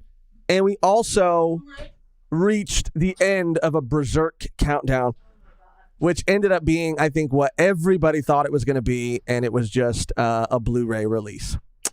Which honestly is a little disappointing, but we should have expected it. We should have honestly all expected it. And there were a lot of people who did and did call it. But yeah, Berserk is going to be releasing a memorial edition. And that's what that big fucking countdown clock was. So when everybody got their hopes up, not everybody, but I'm not going to lie. I got my hopes up a little bit that it was going to be a continuation, possibly a continuation of the anime adaptation, that maybe it was going to be them adapting the next arc. No. And I've learned my lesson. Okay? I've learned my freaking lesson. And it's never going to happen again. Let me just see if I can pull it up for everybody to... Oh, Insatiable Hunger said it does have an exclusive interview with Miura. Oh, so that's really cool. Mm-hmm. That's really cool. And we've seen some of the changes. Like we've been kind of following some of the, not changes, but additions that they've added. And you know, it does look pretty amazing. So yeah, you can see right here that it's a Berserk box set, the Memorial Edition. Official Twitter account confirmed that the countdown was leading up to an announcement about the television series Blu-ray and DVD set, which will hit stands March 29th of next year, with the anime franchise releasing a new key visual of Griffith as Femto to celebrate. And yeah, this is cool. I'll take it. I think that the things that they've added back into, or things that existed in the manga that for whatever reason, time, budget, whatever, they cut out of the original release, I'm glad to see some of these scenes return. And I think it does make it better. And currently it is, nothing will ever beat the manga. This is a series that just cannot be animated, apparently. But of all the adaptions, this is by far my favorite, my personal favorite, even more so than the 96 or 97 version. So put the Fento helmet on. Oh yeah, this is a side note, but I finally figured out, I found these things on Amazon that you can hang on the wall, and they hang up helmets. So I can like drill them into the wall right here, and I could put like, you know, my helmet that I won't say the name of that I just made recently. I could put that one up, and then I could put the Femto helmet up. That'd be sick, huh? Yeah. That'd be sick. But the Femto helmet, I have it upstairs. I haven't seen it in a long time. I want to fix it up, polish it up, make it look real nice. I think it looks great though. I mean, you just had to get the dust off of it, you know? Yeah, I got to get all the dust off. How well do you guys think the Chainsaw Man adaptation is doing? I was just I kind of talked about this, and again, it's like you say anything, and there could be pushback to like, well, actually, I think it's a perfect adaptation, or you're just saying that because you're a manga reader elitist. It's like, no, I'm just saying that because it's my opinion, and that's just how I feel. I think it's doing great cinematically, and just the overall feels way more chill than when I was reading it in the manga. That could just be me. That could just be my interpretation of how I felt reading it versus watching it. It's definitely way of like a definitely a way chiller vibe, and more like dreadful, I guess, with the colors and this and the music and the voice acting. Like, it is definitely like a slower paced type of anime, which is like great and amazing. And I don't know, that's just how I feel, especially with the Power and Denji like relationship. They are like so chaotic. Reading them, I think I was reading them way more chaotic. The comedy landed way more in the manga than it does really in the anime. I remember laughing so much during the manga, Yeah, because of how crazy and how odd it was to see like this really goofy, stupid comedy juxtaposed with this like really dark and like, you know, really demanding emotionally, physically, you know, job of being a devil hunter, putting your life on the line. Like, those two together matched more in the manga for me, and that's why they were so like jarring to go back and forth. And I feel like with the anime, it's a little different. It's more emotional, especially right now. And I feel like a lot of the comedy, like I think artist said, like they sacrificed the comedy for the emotional moments to hit harder, and I agree. Yeah, I have a comment pulled up because I agree. First of all, I do want to say that I think that the anime adaptation is absolutely amazing, incredible. Everything you were saying cinematically, I'm just really impressed and blown away. I knew it was going to be great when we started seeing trailers and stuff, but it really has exceeded my expectations, and I'm incredibly happy with every choice that has been made. You know, even the little minor things that people have been upset about, like cutting out, you know, the muscle devil in the beginning. Like, I think overall it didn't hurt the story and allowed things to kind of move forward in a pace that might be better suited for anime. But I do agree to the humor point as well. And I have this comment left on our reaction video from yesterday from Harmony Oliver Baker. Shout out if you ever see this. I agree with the comment about the humor. I think a lot of the occasional cartoony manga humor just wouldn't work that well translated into the more cinematic stylings of the anime.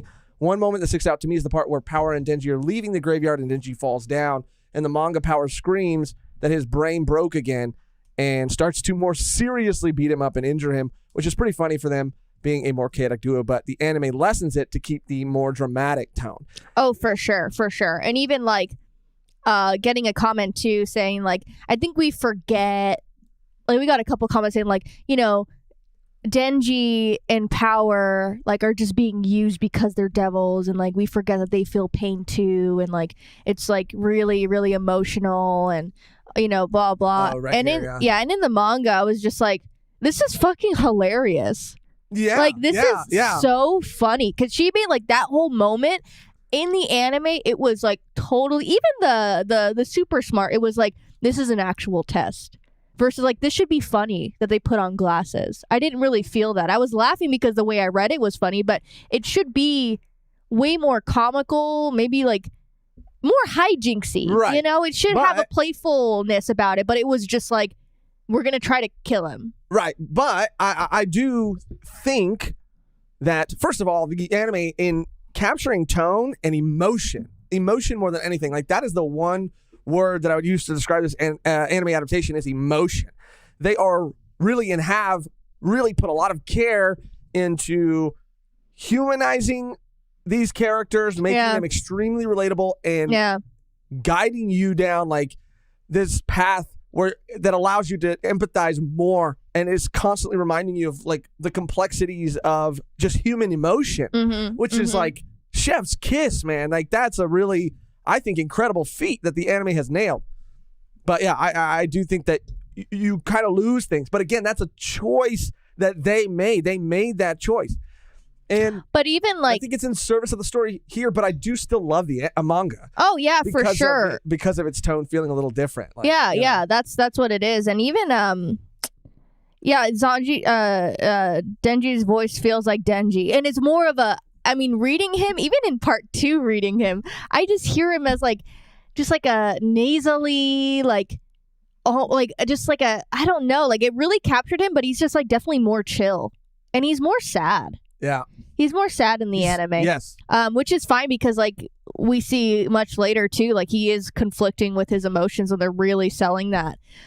Because that was a huge part of the manga too, no, man. it was. Like, it was. But it's dialed up maybe a little bit, or maybe with the addition of the OSTs and things like that, it really heightens the emotion. Yeah, for sure. And and again, even in the manga too, I see him in the manga more as a really, really desperate 16-year-old boy trying to touch some yiddies. Yeah. Versus in the anime, I see a really desperate boy trying to find himself and trying not to be sad and trying to live the best life he can. In the manga, I feel like it was so much, it was dialed up to like a 70, where that's all he was talking about, that's all he thought about. He was like, I just want to fuck, like I just want to do this, I just want to do that. And in the anime, it's definitely just like, do I even feel feelings any, like maybe I shouldn't think about, I'm like, Denji. Yeah, we even got a comment from the Weepsty Boys, and something about, you know, if you're in the chat and you see a Weepsty Boys comment, there are 3 of them, and I feel like you can always tell who's behind who's in the pilot in the pilot captain's seat. And this feels like a Will comment, which I appreciate, but most of the time messing it up though. I could be. Tiberius could be surprising me, but I feel like most of the time it's a Tiberius comment. But who knows? The comment is, I feel like he said ew. Fujimoto conveys a lot of layers of his characters through small interactions, and the reader has to pick it up. Yeah. I'm not Will. He said, ew, I'm not Will. It was I knew it was him. I know, but I like pushing his buttons, because you like poking the bear. He pokes my bear. You know what I'm saying? And we like it. We love it. We poke. That's it. One Piece's booty. One Piece's booty. Me and Tiberius out here poking each other's bears, and I love it. But yeah, I overall I love the adaptation so far. Yeah, it's definitely a different vibe, different vibes, but still great, but definitely more serious. And the manga is like way more chaotic, I feel like. And again, not just saying that because I read it first. It is just my You are, though. opinion. Just kidding. And I'm trying not to be an elitist because both have really, really great things to offer. Yeah. So that's it. That's all. That's all, folks. Burps. Oh God. Can you not burp into the fucking microphone? Sorry, I can't help it. You can. Just go the other way. Speaking of Chainsaw Man, I'm going to use this screen for us to react. I'm going to pull up this trailer really quickly. Megan, if you want to just hang out with the people. Get off your high horse, Megan. Where's your voice? Tiberius. Yeah, no, seriously, it is just, yeah. I mean, yeah, you're It really is on your just- high horse right now. No, It's- stop. But it's still good. Both are still great. The anime isn't, this is from Philippe. The anime isn't done the way I imagined it, even after seeing the trailers. And for the time being, I prefer the manga, but I'm not going to turn a 180 and say it sucks or anything. And yes. No, 100%. If you prefer the manga, like that's, yeah, I get that. I can totally see that. For sure. Personal preference, man. And there are things about the manga that I love more than the anime. A lot of things, actually. But I also really love the anime and appreciate it for what it is. We're just out here, We're just out talking here. about this Our thing we days. freaking love. Sorry, guys. I'm queuing this up. I Rar my pants said, can you guys react to JoJo Part 6? We want to do more anime reactions for sure. Like for JoJo. For JoJo, for sure. And also just in general too, we were talking about reacting to some like bigger anime that me and Josh both haven't seen. Mm-hmm. And I could talk about that after this little section here. I don't know how we're gonna get away with this. I might have to mute it at some points. I might have to. Why don't you just mute it? Switch back and forth. But we're gonna because I want to hear it. Oh. Because I haven't seen it either. But we're gonna try it and we're gonna see what happens. This is the Oishi no Ko anime trailer. I'm excited. We also have a video up on the first volume. If you read it, want to check it out, you can. And if you don't know anything about it, I don't think anything is going to be spoiled. Arda, member of our community, said you don't have to worry about anything being spoiled. So let's watch it together. Let's see how this goes. Let me do this. もし芸能人の子供に生まれていたらって考えたことは Sorry. I'm going to turn it way down. How about that? Turn it way down, and I'll switch back and forth from one screen to the other. And if it... TV reviews. Wholesome anime incoming. Yeah. Everybody is... It is wholesome, though. It is. I'm so excited. Okay, let me switch out of this. Dun, dun, dun, dun, dun. I want to catch up on them. I want to keep reading the manga, too. What, JoJo? No. Oh, Oishi no Ko? Mhm. Yeah. You just said dun dun dun dun dun. dun Oh, and it's then- just in my brain. Yeah, I'm same, sorry. same. 芸能人の子供に生まれていたらって考えたことはない容姿やコネクションを生まれた時から持ち合わせていたらって Oh, shit. Oh, her eyes Her look eyes. beautiful.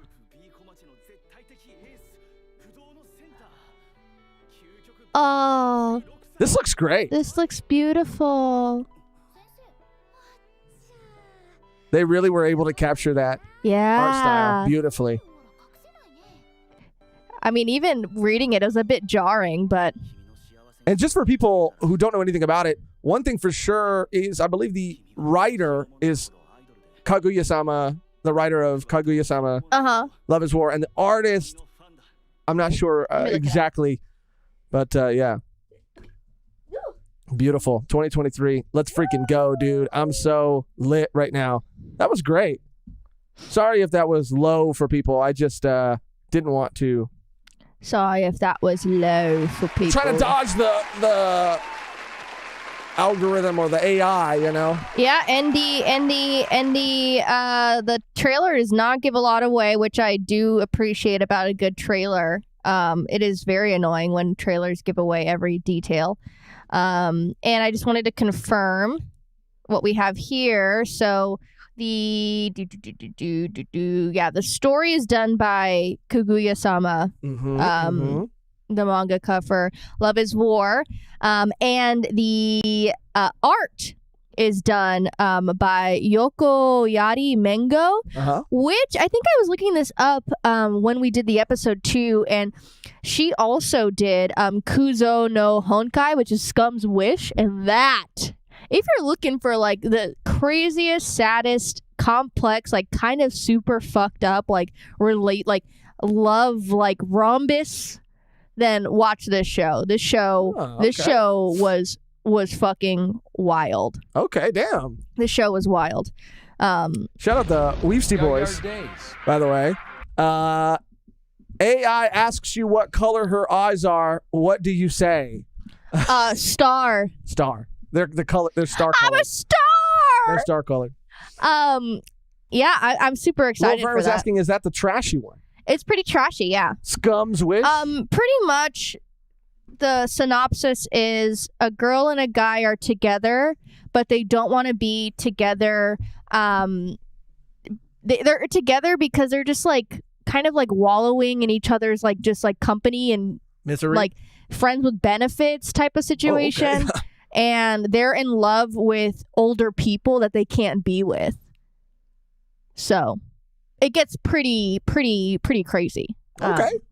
But I also did want to talk about I'm having a great time, and everyone in the community that pushed me to watch this, or we're just talking about this in general.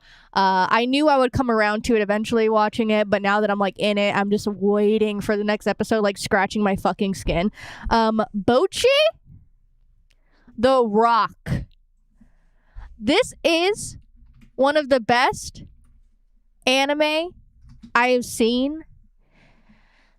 Like, touched my soul. Everything that I love in genre and characters and animation.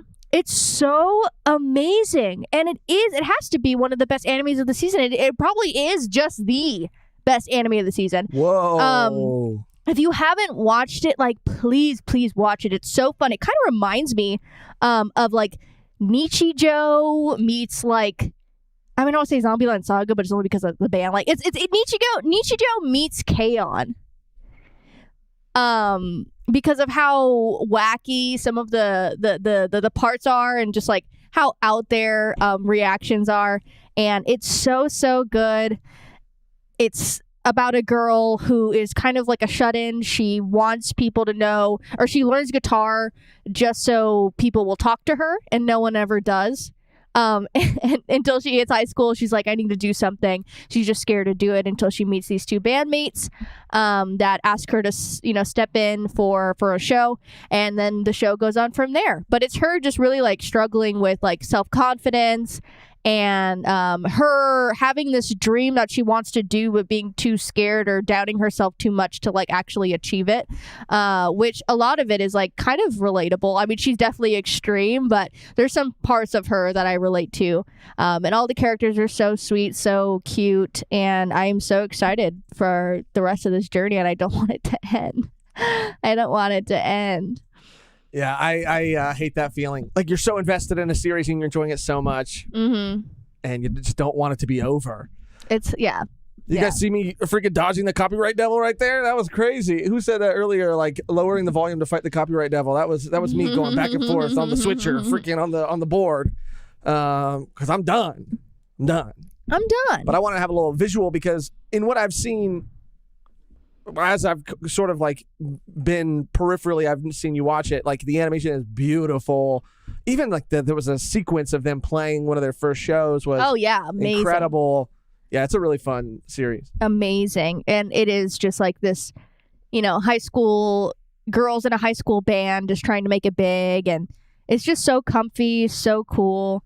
And I also heard, Philippe, too, that DIY, do it yourself, I think is also out right now. Yeah. And I've heard that's fun too. Yeah, I saw Mother's Basement talking about that DIY show and really giving it some very high praises. Yeah. It's I've heard a lot of great things, and it's definitely something I can see myself watching for sure. It's right up my alley. But yeah, I just wanted to talk about that, and I love that. I'm excited to because I know you've been really, really, really into that. Yeah, show, it's so good. It's just cool to find another seasonal anime that Yeah. you're like really invested in. I love that feeling. There's nothing like that feeling. And I want to get Mother's Basement on. Yeah, On we're our going channel. to. We're going to. We're going to He's get like- Mother's Basement on. I love Mother's Basement. Like my two favorite anime, like even before I was in the space, even before I thought I would even like get to this point where I'm sitting right now, it's pretty crazy how life works. Yeah. Glass Reflection and Mother's Basement were like my goats. My goats. Your two. Yeah. I love favorite- Glass Reflection so much. Yeah, Mehgan loves Glass Reflection. He's so great. I love his energy. I love how he just is like unapologetically himself, and that is so refreshing to see in the anime and manga community, and in any person on YouTube that is just like, this is me, you know. Yeah. And yeah, get report of the week. Oh, Report of the report of week. the week too. I would die. I'm JFK now. I think I would die. Yeah, it's a YouTuber, Mother's Basement. Yeah, it does a lot of video essays, even some like on camera stuff lately in the past couple years. Yeah, in the past couple years. Podcast. He has a Mhm. podcast, I think, with his wife, I believe. Partner. Partner. I don't know. But yeah, He's awesome, and really well written stuff. yeah, I mean his favorites for me. I love how he goes through all the anime of the season, but definitely one of the things that I love from him the most is like what's in an OP.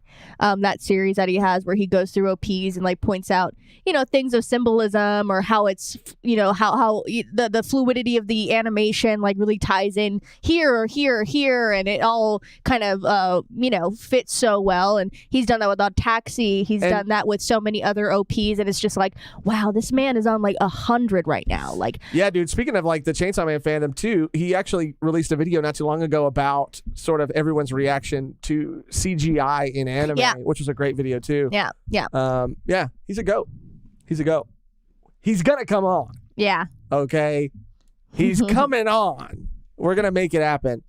All right, jumping back over to the community live tab. Oh, a dono real quick though. Let's freaking go. Maybe Joy Girl back for a full One Piece episode. La puta. That'd be sick. That'd be sick. I know. Once we get to the point of, Well, I mean, isn't that crazy? Well, I mean, I don't know if we've talked about this. I don't know if we talked about this off camera, but we will get to the point where we go back and do what we were doing before with the full. maybe when the arc is done. That's what I mean in parts. It'll be Egghead arc. to really complete the Done Yeah. Piece sort of series. Yeah, until it's over. That would be so much But fun. even having her jump on a chapter review that we do, I mean, the time difference is what always gets us. Yeah, she is Australian time, so it's definitely really hard unless we stream at or unless we do a video at 3 a.m. our Right. time. Right. But Dude, Joy Girl definitely coming back. Definitely. Speaking of countdowns, though, I really want to talk about, and thank you, LJ916. Thank you so much.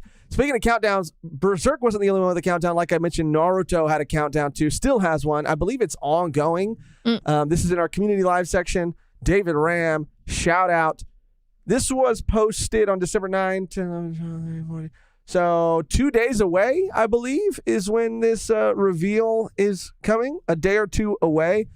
I don't even know what the countdown is. Let me pull this up for everybody else to see. Maybe somebody else knows more than I do. But give me 1 second. Sorry about this, guys. This is the tweet from Shonen Leaks. Right here. New Naruto project reveal in 7 days. And this was on the 9th of December.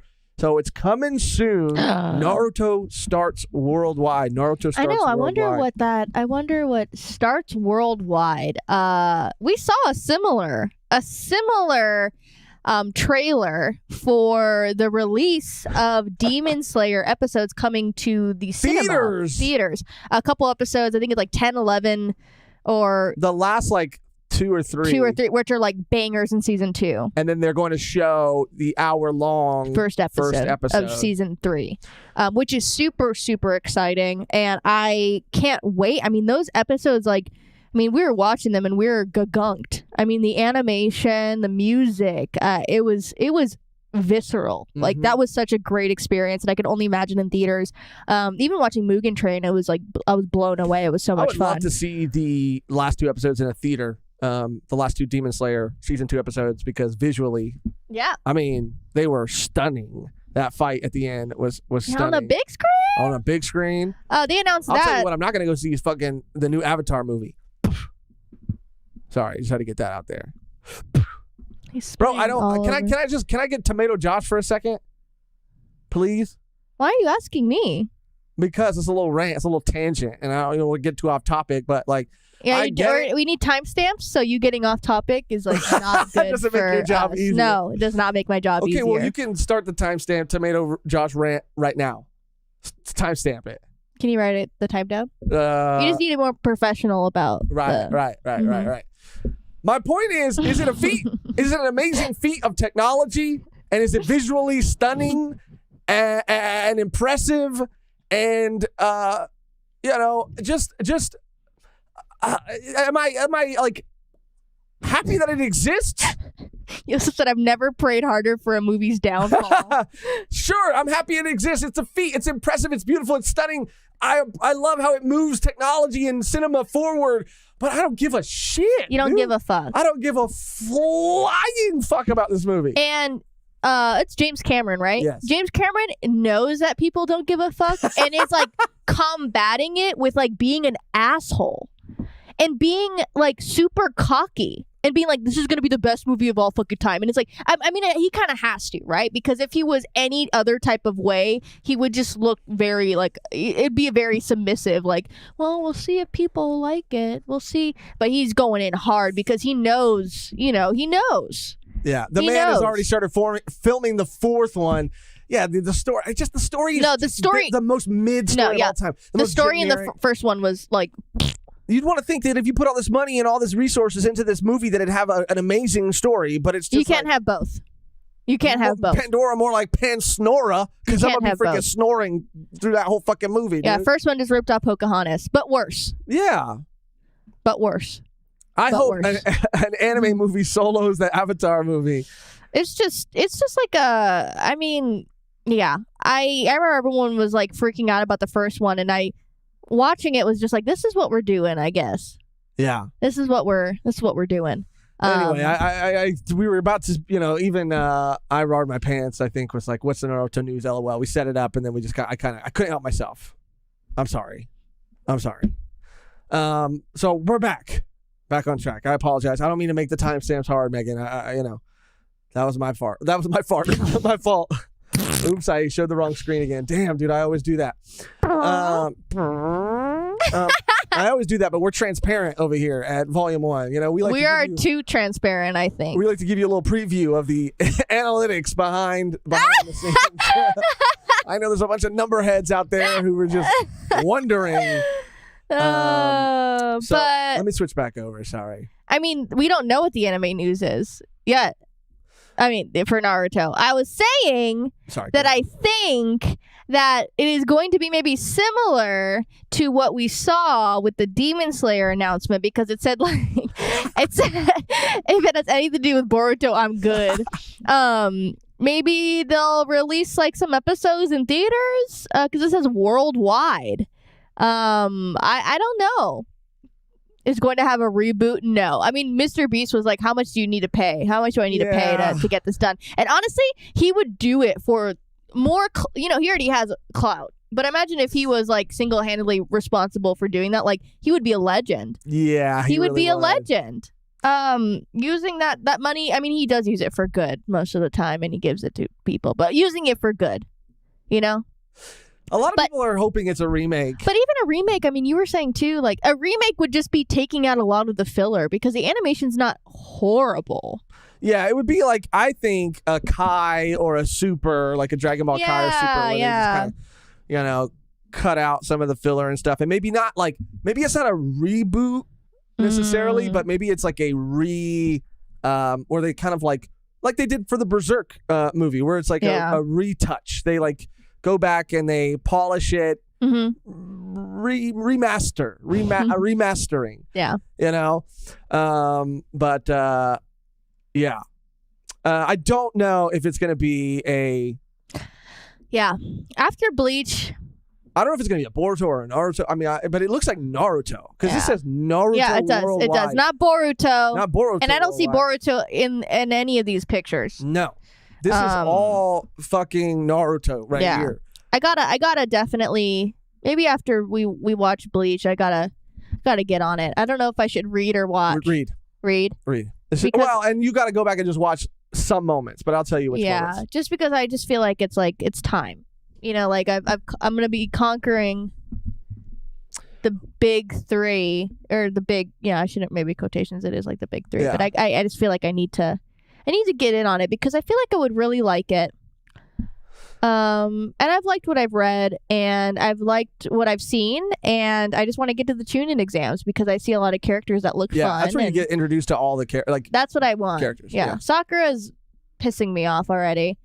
everybody hates her, and I get it. She's literally But I watched it when I was so young. she's such a brat. In the beginning, in the beginning, she was a she's brat. talking shit about like Naruto. Like he doesn't have any family. You know that, right?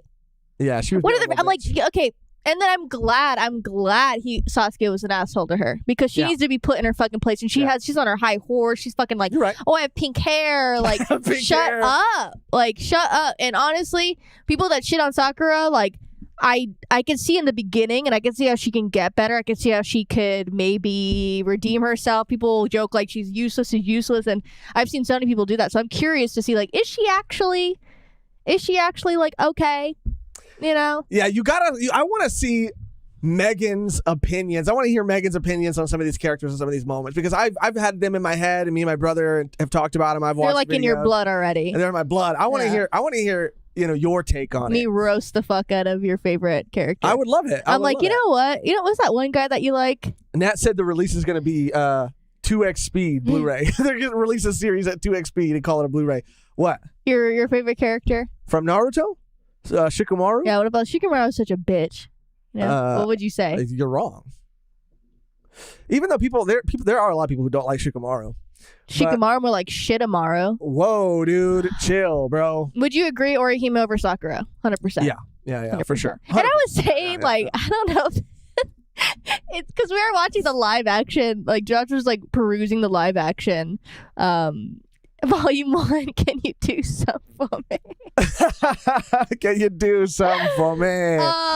We were like watching the live action, and they definitely put a lot of makeup on Chad to make him look. Oh, the live action dark. Bleach? Yeah, Yeah, dude. make him look darker than he was. Like his hand didn't even match his face, and even Orihime did not give off the vibes of Orihime. She just No, seemed like she a looked scared, mean, dude. or like a scared version of Orihime, and Orihime is just kind of like worries, but not like, like she gave off that energy, but. I was just saying, like, and I guess Ichigo too, but Orihime's like, she just looks like a white girl. Like, this girl. Right. Like, it's just so funny, like, to see her. But I love like, Orihime. side by. No, Orihime's great. Yeah. She's great, but it sounds like you're talking a lot of shit about her I'm right not now. talking a lot of shit. I'm not talking a lot of shit. Do I think that a lot of people, reading it, I wanted Orihime to do more.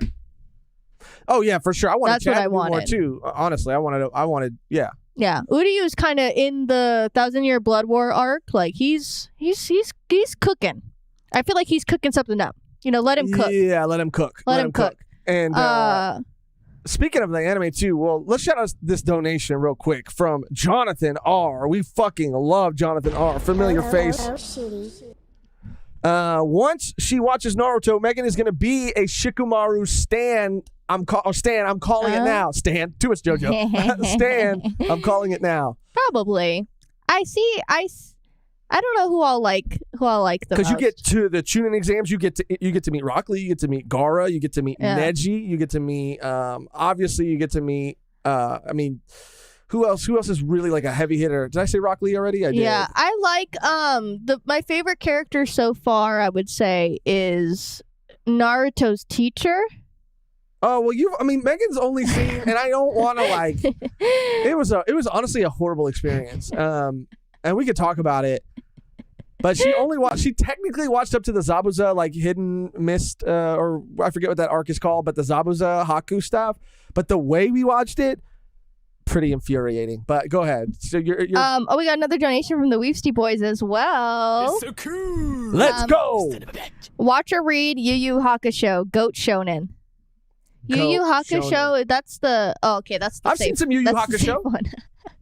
What? I always get it confused with the... It's from Hunter x Hunter. No, I know. I just get it confused with something else. But yeah. Oh, I think this is Dwayne. I think she'll love Tamari. Tamari's sick too. Yeah, I like Naruto's teacher, and I also like what's his name? Konohamaru. Kakashi. Yeah. Oh, Kakashi. Like the kids right now, not really doing it for me. Konohamaru's mad annoying in the beginning.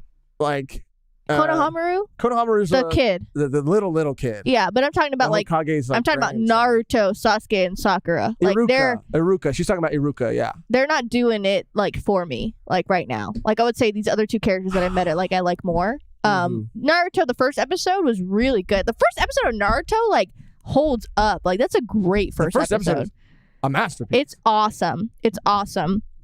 But I think I saw another. Well, I just want to say real quick how it happened, and I don't know if anybody's ever been in this situation before, but we were hanging out, and I had been, trying to convince Mehgan to watch Naruto for a long time, and we had just gotten done watching some other anime, and I was like, okay, maybe we could just watch a couple episodes.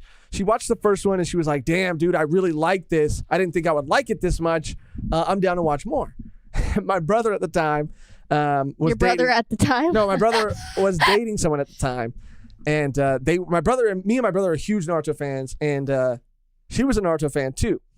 And so he was like, "Oh yeah, let's all watch it together." And I forget what he was doing. He was just cooking. He was doing something else at the time, kind of popping in and out. And she was like, which I get, right? Because we're trying to get to the good part. And I understand that frustration, that feeling of just wanting somebody to emotionally connect to the moments that have impacted you the most. So we're watching it, and the episode where they're getting to the village and they're meeting everybody, and then, my brother's girlfriend at the time, ex-girlfriend now, would be like, and maybe this is why, would say like, oh, you can just skip this part. And I'd be like, well, no, you can't really skip it because, it builds up. No, but it just doesn't matter. And I was like, all right, maybe we can skip this little part, but we need to come back because it gives context, blah, blah. And we would get to this episode. Nah, honestly, this is all kind of boring. You could skip this part. Basically, we ended up skipping so many parts that we just ended up at the like emotional like crux of this arc. Of the Zabuza fight. And Mehgan, a moment from my childhood that like gave me chills every time I would watch it. Chills. And I'm looking at Mehgan watching it because we skipped so many episodes, feel nothing, dude. And I'm watching this empty blank stare on her face, which is not her fault, by the way. And I'm just heartbroken. I'm devastated, dude, because that arc will now she'll never be able to feel that. Yeah, and I didn't want to be that person that's like, no. And I'm not a part skipper. I ride my pants. Yeah. I'm not a part skipper. I didn't want to be the person But that like caused waves. I didn't want to say like, don't skip it. It was an awkward situation. Yeah, because it's like if you like, I didn't want to push back too hard because then I would sound like an asshole. Push back. You I did, yeah, push you back. did, you and did. I was like, we can't skip this part. We can't. Like, we got to. It all builds to something. And then it was just someone being so adamant about it, and I was like trying to be polite, and I was like, I guess we like can. jokingly, like no. I was even like, oh, you don't have to skip it. I don't mind it. I don't mind it. Yeah. And they're like, no. And I was like, okay. Yeah. No, this was not the dub. This was the sub. And Jonathan R with another don't know. It's your Thank kitchen. you. I hope Mehgan knows Konohamaru and Chopper are voiced by the same VA, same energy of both characters. Yeah. Yeah, we watched the sub because the dub is And Konji Kino Gash Bell. The dub also is Chopper. Yeah. VA. Oh, I can't wait for that. I can't wait. Oh, that Nendo. I need to finish Zatch Bell. I don't know what the fuck I'm doing with my life. Like, what am I doing? Know. And I another love dono from our boy LJ916. You want to read this one? Right? Yeah. Yo, Mehgan, no Shikamaru slander. LOL, trust you will love him and Jiraiya. Jiraiya. But side note, thoughts on live action One Piece, good or bad? Even that's what's so crazy. Like, even if you say you have high hopes for something, people are like, yeah, well, don't. You don't know what you do to me. Between me and you, I feel like chemistry. Sorry. Go ahead, because it might get real right now. So I just wanted to, like, palate cleanser. It might get real. I gotta read. Okay, so go ahead. I'm gonna pee, but share your thoughts. Okay. I have really high hopes for the live action. It could be a situation which we kind of talked about before, which is a shame, but sometimes, like we were talking with Avatar, like these things kind of have like a balance. Like it sucks that you can't have one without the other sometimes, and I feel like the characters will hold the show more than the actual script will. Again, I don't know. I'm just talking and kind of speculating. But if the characters are good, if they're believable, if their interpretation of the character isn't so out there, it is more true to like the actual nature of the character, then I'm for it. I don't see a problem with it. I'm excited to see how they handle it. And it seems like there's a lot of people on the set, the cast, the crew, everyone involved is really passionate about One Piece and wants to make it good. And maybe this will break out and like actually be a good live action of a anime, and this could be the start of something crazy. And I'm hoping it is that versus so just another dud, because I feel like they're really working really hard. So I mean, that's it. It's just respecting them and their hard work and seeing how it is. It could just be laughable. It'll be more laughable than, it's not gonna taint my enjoyment of One Piece. It's not gonna make me hate everyone that was involved. If it is okay, then it's just okay. It's not my only source of One Piece, so it is what it is. Yeah, someone said that Nux did an interview with one of the directors. And I think I saw a little bit of that. Yeah, and I have faith in it, but we will see. I talked about recently in a previous community live about an interview that another person on the production team did, an interview that they did, and I have faith. They say Oda's working on it too. So I just have faith. I mean, I'm looking forward to seeing like how everyone acts with each other, introductions to characters, things that they will change, things that they will cut, but best believe we will be reacting to it when it comes out and talking about it. So we're excited to do that. Yeah, we should do reactions like episodes. That's what I mean. Yeah. Hell yeah. Sorry, I'm gonna keep that T-Rex button for a while. I'm gonna keep it just because I think it's a great way to like reset. We don't have to reset though. Nothing's happening. No, I know, but like I'm, just in case we need it. You know what I'm saying? Because it's like honestly the most amazing thing I've seen. I don't know why I'm so obsessed with it. And you cut it in half too. It's longer. We watched it. It's longer. Like she looks like she looks back at it. Oh, she does. She does, and like it's like a very in Lion King when Nala gives Simba that like look when she's like on her back and she's like looking at him like like smiling, like it's very much that energy of like, are you gonna like do something about it? Like yeah. Nala's like, okay, are you gonna like fuck me here or what? Yeah, but no, they just run away. And I'm just letting everybody know. I'm just letting everybody know that I'm keeping it. And if anything gets out of hand, if things get too heated, we have another Avatar discussion. I like that song. It's really good. It's really good. But let's finish going through this real quick. So yeah, just to put a bow on the Naruto stuff. Who knows? I think it might be a remaster, a remake, or a reboot. I think is maybe a little unlikely. But 2 more days, I believe, until we get the official news. And I just want to say that I still would love for you to read it. I want to hear your thoughts on it, and maybe if the news is big enough, and it is sort of like a reboot or a re-release or a. It's an excuse. It's an excuse, Mehgan. It's an excuse. Also, this is something else posted by Blatt in our community live section that One Piece seems to be teasing a new collaboration with. Is this Michael Lau, a famous artist and sculptor from Hong Kong? Let me look that name up as well. This is pretty exciting stuff. And let me cue this up for everybody else to see too, because I think if it's an artist, let me see. Yeah, so Michael Lau is an artist from Hong Kong who is known for his painting, sculpture, and designer toy figures. Lau is widely credited as the founder of urban vinyl style with the designer toy movement. So these are a lot of like really cool figures that he makes. And also sculptures and stuff. So this is pretty exciting. Oh, wow. Let me pull this up, actually. You just Googled Michael Lau? Mm-hmm. Wow, that's awesome. They look so cool. It's like kind of like that pop. I would say more stylized, and they're bigger. It kind of reminds me of oh god, I forget what they're called. There's another artist that does figures like this too. Dang it, I'm bad at names, but yeah, they kind of are. I mean, they won't come in like blind boxes, I don't think, and they'll probably be hundreds of dollars. But these are some of the things that he's worked on. They are more stylized now that I'm looking at it, for sure. But, it kind of reminds me a little bit of like, again, those dissectable things that we got, those blind box sort of like. But again, these are, they're probably going to be very expensive. But okay. I'm excited for anything One Piece. Anything One Piece. Give it to me. See, this is a little blind box thing he did. Give it to me now. He did a little blind box thing right here. Possibly. We got a donation from Jonathan R. once again. Thank you so much.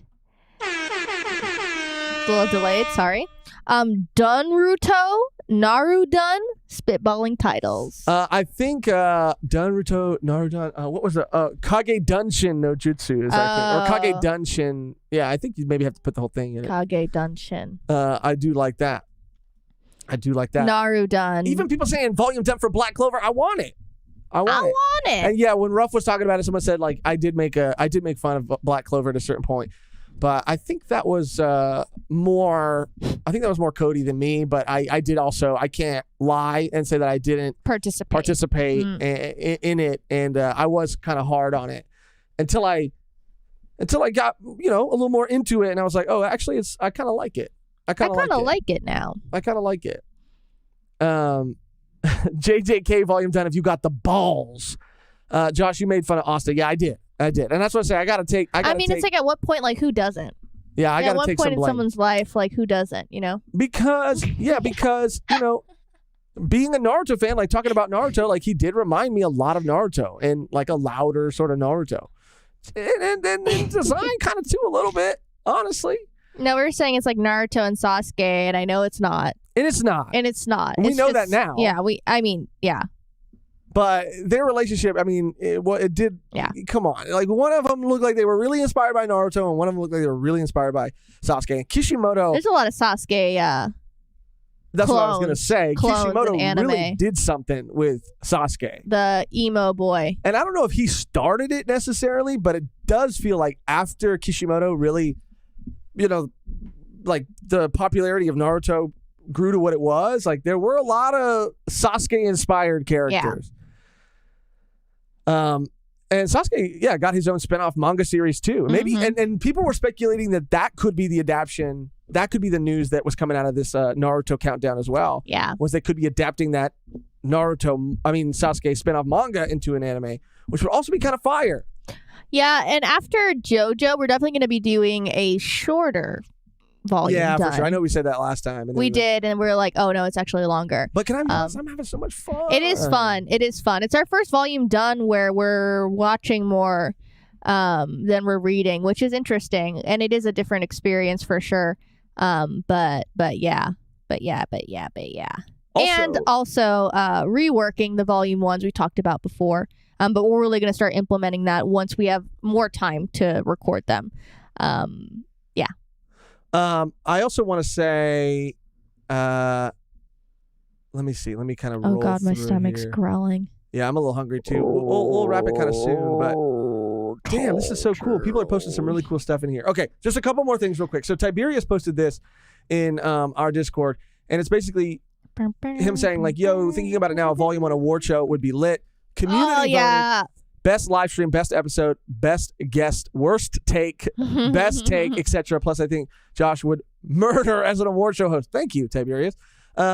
This is something that I really, really, really would love to do.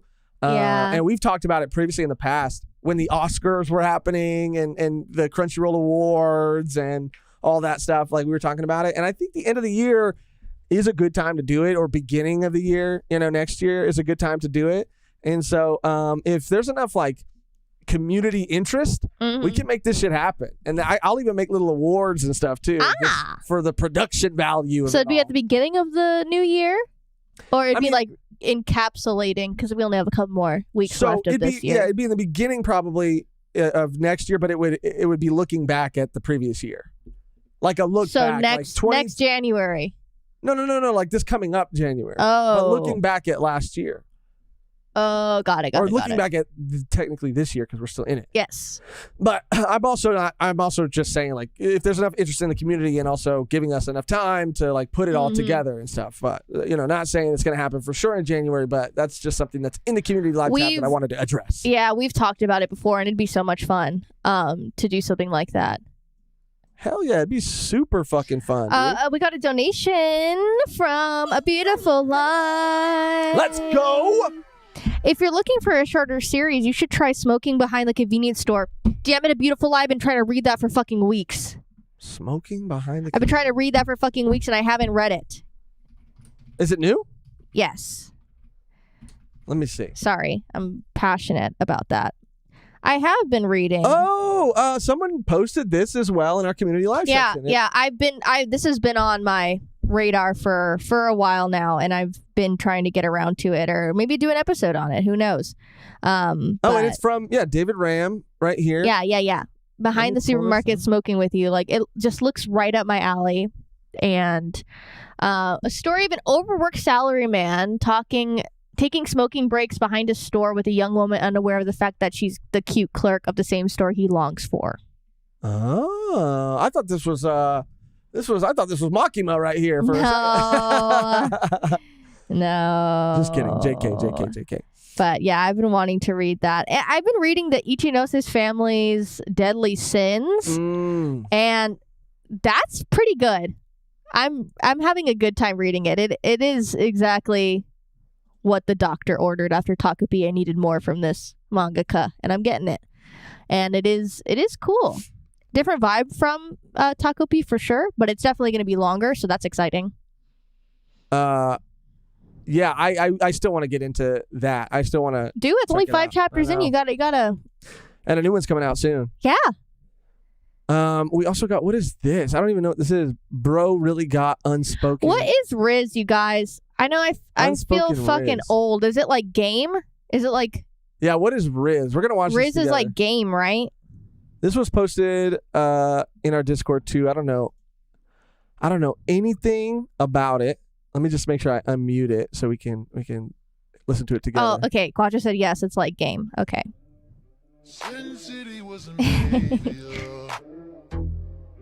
Whoa, dude. I don't like this scene.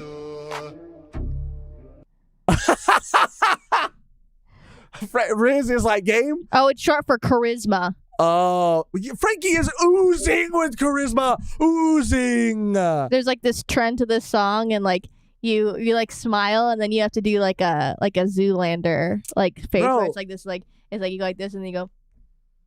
Bro, what is the uptick of Zoolander memes on TikTok? TikTok just discovered Zoolander, and they're loving it. They're loving it. I saw someone in our Discord recently saying, like, I decided to watch it just because of the memes. And it's great. It's like, yeah, Zoolander is great, but it's been great. I want a volume 1 meme with that format.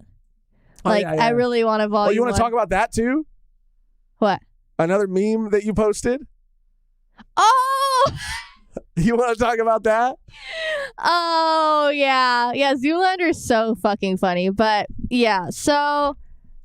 I thought this was common knowledge as a meme because, I'm not to toot my own horn, but I'm a connoisseur of memes. Right. Mehgan Perrine. We've talked about this. Mehgan Machine. Mehgan Machine. Perrine, yeah. Perrine.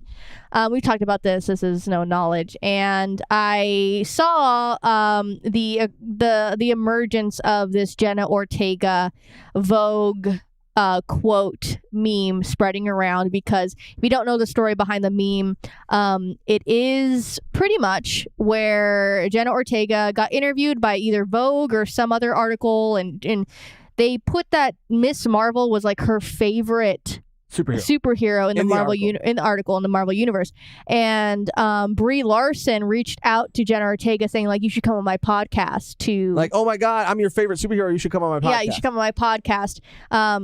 you could teach me the dance like Wednesday does. And I don't know if she responded to her directly or on Twitter, but she was just like, what are you talking about? Like, I never said that. I never said anything about I you never being my said, favorite yeah, superhero. at or all. like Miss Marvel. So it was just really, really, really awkward, and people were just inputting that by putting any information because it was false to begin with. So it's like Jenna Ortega could say anything that we want her to say because it's funny. And I put that, Jenna Ortega recently said in Vogue that like Volume 1 podcast is her favorite. And I wrote the quote myself and just said like, I love Volume 1. Well, that's part of the meme. Yeah, like, you have to write your own quote. Like, I'll pull up some while you keep talking about it. And I put that on Twitter, and I didn't realize that people didn't know what this was. So we were getting a lot of like congratulation. Which we love you guys for. That's what I was like, oh my gosh. And the first one I was like, okay, maybe they're in on the joke. Second one I was like, okay, maybe they don't know. And the third one I was like, okay, yeah, no, this is for sure. I have to address this and talk about it. So I like quoted the tweet and said like, thank you guys so much for supporting us and congratulating, but there's no way this is real, and I'm sorry that this is fake. Which a lot of people believed it. Yeah, so this is like the meme right here, right? But where you have, did you like them or save like the One Piece ones and stuff like that? Oh, right there. Just go up to that one. This one? No, up. Up? Yeah, just do that. Yeah. Okay. Yeah. So like here's the format of the meme, and let me just kind of like, and maybe a bunch of people watching right now already know it, but it's like this. So like this one's pretty funny. Wednesday, Jenna Ortega reveals in new interview that she is excited for today's new episode of Bleach: The 1,000-Year Blood War. I've been obsessed with Unohana since I read the manga last year. She's a very special character to me, and I hope Studio Pierrot, whatever. Pierrot, yeah, does her justice. Yeah, so this is just like people are just putting whatever, and in the anime community, it is just like funny because like she might, but she's like, talking about One Piece, Sailor Moon, it's just so funny, and they're all fake. So if you ever see this picture paired with an article, it's 100% fake. Do not believe it. And she's probably just like, what is this? Yeah, she's probably like, what the fuck is happening? I've been obsessed with this manga. I find it a masterpiece. Haruka and Michiru are my favorite ship. They're just so funny. There was like a One Piece one too. You remembered the quote more than I did. Like, no, it's just like One Piece is my favorite. I want to stretch one day like Luffy or something. That's so funny though. Yeah, like there's just a bunch of anime ones, and they're hilarious. I wonder if I type in just like Jenna Ortega One Piece, if it'll come up. You think? You think it works that way? Maybe. Think it works that way? Because that's so far one of my favorite ones. But here's this one. Like, these are just funny. Wednesday, Jenna Ortega reveals Vogue that Usopp is her favorite character from One Piece. Characters like that only come to us once in a lifetime. I stand Usopp. I mean, Jenna Ortega is not wrong about that. Yeah, it's not. She is not wrong about that. But it was just funny because because I mean, if I felt not guilty, but like I don't know. I didn't want people to think that we were like, no, and even my own father. Yeah. My own dad DM'd me because I posted it on Instagram too. DM'd me and was like, this is so amazing. And a lot of my other family members were congratulating me, and I just had to tell them like, this is fake. And my dad's like, you better tell your mom before she screenshots that shit and sends it to all of her friends. So it was just pretty funny. I mean, I wish. And people are just so nice. People are like, well, like, I'm surprised it's not true. Like, it's definitely going to happen for you guys. Everybody who's like supportive in that way. Yeah. And would believe something like that happened. Yeah. This is one of my favorite ones too. Wednesday reveals Jenna Ortega to Vogue that her favorite arc in One Piece is Whole Cake Island. The proverb that states the blood of the covenant is thicker than the water of the womb was perfectly distilled into a single arc. Like, this is so funny. Yeah, I because the joke, of course, being that, like, it's kind of like self-deprecating or at our own expense. Like, Jenna Ortega would never say this about like our show. Yeah. I mean, if that was the case, I mean, someone like literally was like, damn, like, you guys are going to hit 20K way before, if this is true, you guys are going to hit 20K way before you think you are. And I was like, there's no way. Yeah. There's no way. But yeah, it was just a funny little meme that went a little too far, and I thought everyone was aware. But Megan kept stoking the flame, dude. She kept she posted it on Twitter, right? And then was like, she got the reaction that she got, and then had to make the follow up, and then the next day, she's like, I'm going to post it on Instagram, and got the same reaction again. And then that's when her dad reached out, and it was this whole thing. But yeah, I mean, we love people for believing in us and believing that actually happened, but it didn't. It's a meme. And it was a funny little story. It was a funny little story. Paladin Berserker Jedi, I sent something in the community live. You should check it out. And who knows, dude? Maybe Jenna Ortega does listen. Maybe she does. Hi, Jenna. Philip posted his own right here. Wednesdays, Jenna Ortega revealed in an interview to Vogue that Griffith from the long-running hit manga Berserk, quote, did nothing wrong. Oh, God. All right, let's see what Paladin posted over here. Let's see. Oh, this is something from Time Lord. This is, and I'm going to come back to this. But it looks like a Scholastic, One Piece book. Like you would read as a kid. Yeah. Michael Morrison, Mehgan posted it in the real life tab in the Discord. I don't feel bad for being fooled. That's a good point, Mehgan. You did post it in the real life. Why did you post it there? Not general discussion? Or no, we have a meme section in our Discord. We have a meme section. Why'd you post it in you were trying to bait people. And that's what I'm saying. Don't feel bad for being duped. I would have been duped too. Mehgan was the one who brought it to my attention. But yeah. No, I didn't. You guys. She did it purposely. Guys, I didn't. Ah, man. To look at this, I have to disable my ad blocker. So give me a second. Still haven't watched this show. Yeah. If you guys have Johnny Sins and Oda popping up in the chat, I wouldn't be surprised if Jenna Ortega watch the podcast. Mm-hmm. That's true. That's true. That is true. Okay, let me see if I can refresh this now. So this is Wednesday. Art turns dance scene into an anime in meticulous illustration. I've seen these. Awesome. This reminds me of an art YouTuber that I used to watch, and they would do stuff like this all the time. And it might even be from the same artist. But yeah, this is incredible, dude. This is amazing. That's cool. Everybody's going crazy for that show. Yeah, everyone's like, and I mean, maybe I have to check it out. Maybe it's finally time to watch. Yeah. But yeah, this is it just should have came out in October. I'm not in the Halloweeny mood right now. Right. I feel that. But I will be once I have nothing else to watch. Yeah. Facts. But yeah, I think we have a couple more things to get to. Did you already talk about? I don't think we have. What? The Time Lord. Did you just talk about that? That's what I wanted to talk about. So One Piece Scholastic coloring book will release. Oh, it's just a coloring. That's cool. Coloring book. Yeah. Well, I wish we had shit like this when I was a fucking kid, dude. I know. This is fucking bullshit. This is bullshit. I want this. I need this. I want it. I need it. I know. Yeah. I mean, this is just called Tall Tales. That's cute. Retelling. And there was also a community character design tier list that happened in our Discord. If you want to pull that up, in the community tab. I'll pull it up right now. I also think it looks like this isn't the first time they've worked on OP. In 2007, they released a few retellings of the first 20 episodes of the 4Kids version of the. Okay, 4Kids. Yikes! Maybe these things need to be burned, dude. Just kidding. Yeah, dude. I wish we had shit like this when I was a fucking kid, dude. Okay, sorry about that, Mehgan. You're saying a tier list? Yeah, and right. No, you passed it.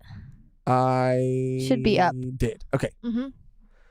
Sorry about that. Right here. There's a lot of characters I don't know, but I see a couple that I do. Oh, this is such a good idea, Tiberius. Yeah, if anybody ever wants to do this and link this in our community live, if you go to the already I think Tiberius just made his own. Yeah, right here. Okay. So we could just look at his. Okay.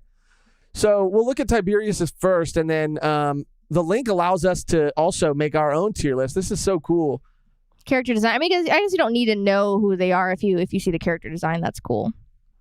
But this is it here. Yeah, this is the second one Okay. that they did. And I think he posted this in the this is from the community create a volume of community character design tier list. Okay. And this is what our community, I think, how they ranked everything. I think so. Yeah, that is everyone in the community that gave a selection, and we all voted. Yes, they did a poll. Mm-hmm. And I wish I could make these bigger. Oh, it worked for me. Okay, let me see if I can just do it. click the photo and not the link. Maybe that's where I fucked up. Yep, that is absolutely 100% where I fucked up. Sorry about that. Let me cue that up and make it a little. And I also want to answer this. Paladin Berserker Jedi said, also, is Rough Senpai, the 99 Anime Crew, coming to participate in the One Piece end of the year live stream? End of the year live stream, like a One Piece end of the year live stream? I mean, they're always welcome to come on any live stream. I don't know if we'll have a One Piece end of the year live stream, like a dedicated one. Yeah, I don't know if we will, just because we have a lot of stuff planned already. But I don't think we announced. Did we say we were? Maybe we did. Maybe we didn't. I don't know. I'm sorry. I mean, I'm down. I'm down. But Tiberius, pick better pictures. These pictures are hard to see, bro. Damn. Come on now. Like, I don't even know who this is right here. I can't tell. I can't see. Well, there's probably the names too. But I do see Grimjaw up here. I see Maka at a B. Corazon at a B too. How does that make our community voted? The grandma from Dan to Dan. Where? Mm-hmm. Where? Right there. Where? Bruh. Right here? Bruh. Bro, I can't see. I'm old as fuck. You are. Right. My mouse is like on it. That one's blurred on purpose for spoilers. We've seen bits that you're mean. Okay, Tiberius, chill. You're mean. This is a Burn the Witch character, I believe, here at a B too, at a solid B. Damn. Tiberius put himself in there too. Where? And Tiberius got a B. That's fucked up, honestly. I would put Tiberius at an S.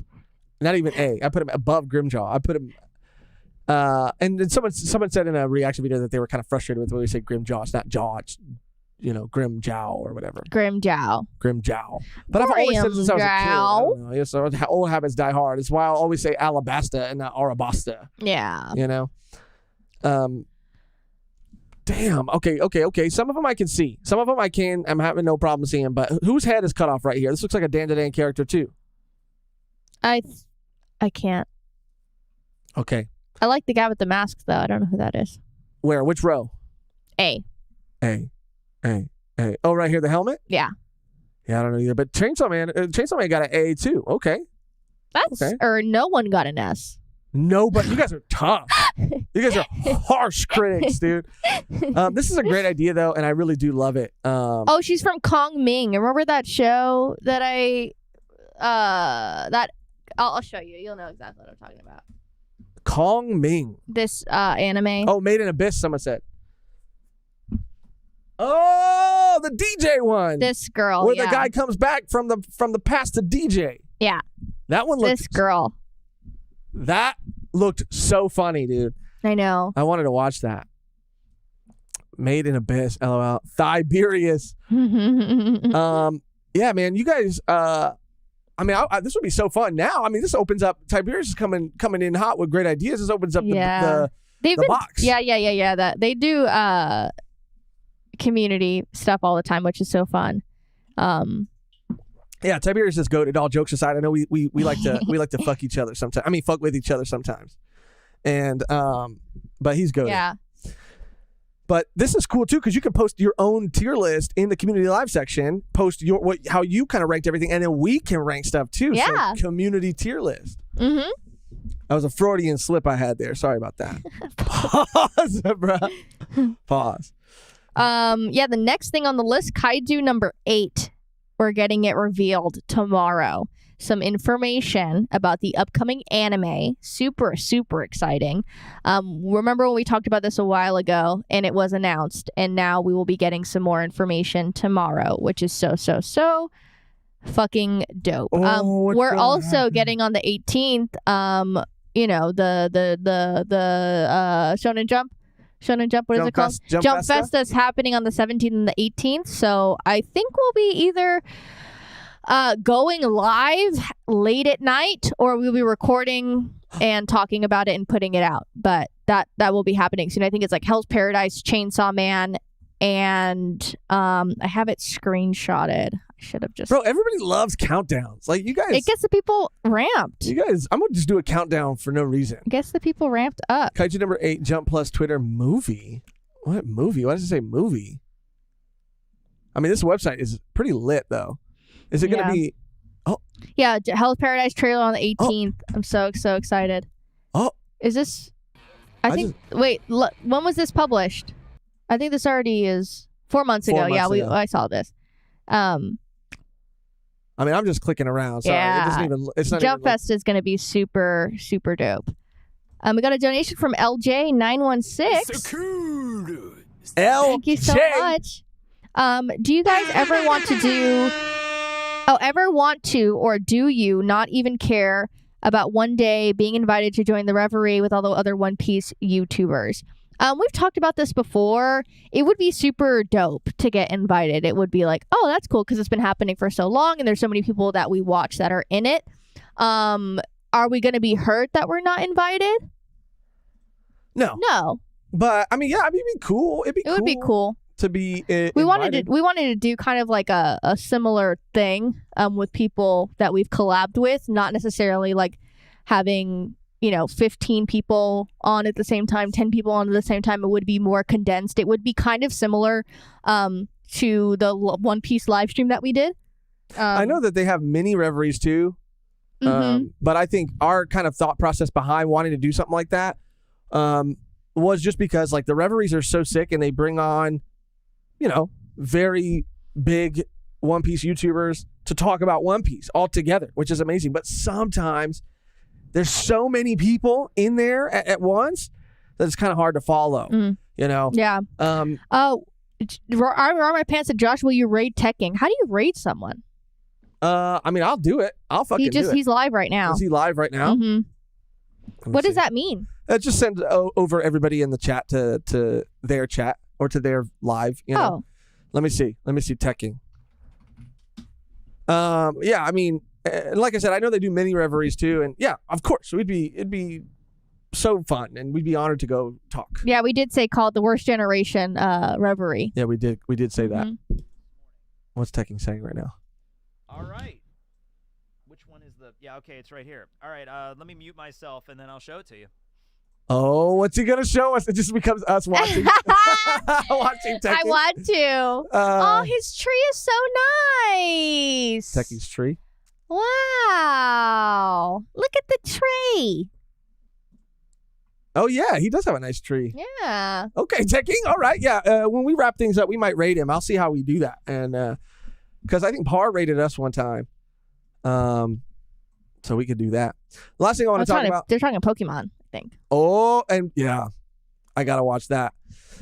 But yeah, someone asked us about Giorno's stand, and we're gonna save it for the episode, but just based on first gut instinct, first impression, right out of the gate, only 5 episodes in, holy fuck, man, Iraqi's cracked. He's on some next level shit. The creativity in this stand and how Giorno's used it to this point in part 5 has been incredible. And I thought it's super fun.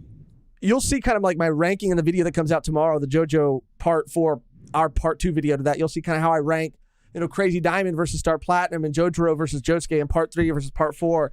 But this is changing some things, man. This is crazy. And it's, again, we got to go watch some today too. But I'm so excited to do that because it's just been so great. The stands look cool as fuck, dude. John Smith, shout out. Let's go. Let me give him a little sound. Josh's Pokemon stream was lit. Y'all got to sub to the Patreon. Yeah, dude, I did a Patreon exclusive, YouTube member exclusive Pokemon Violet stream, and it was a lot of fun. And shout out to Spicy Kimchi, freaking sent me over a shiny Vaporeon. Ooh, that was crazy, dude. And I wanted to ask. I mean, I guess Pokemon might be more.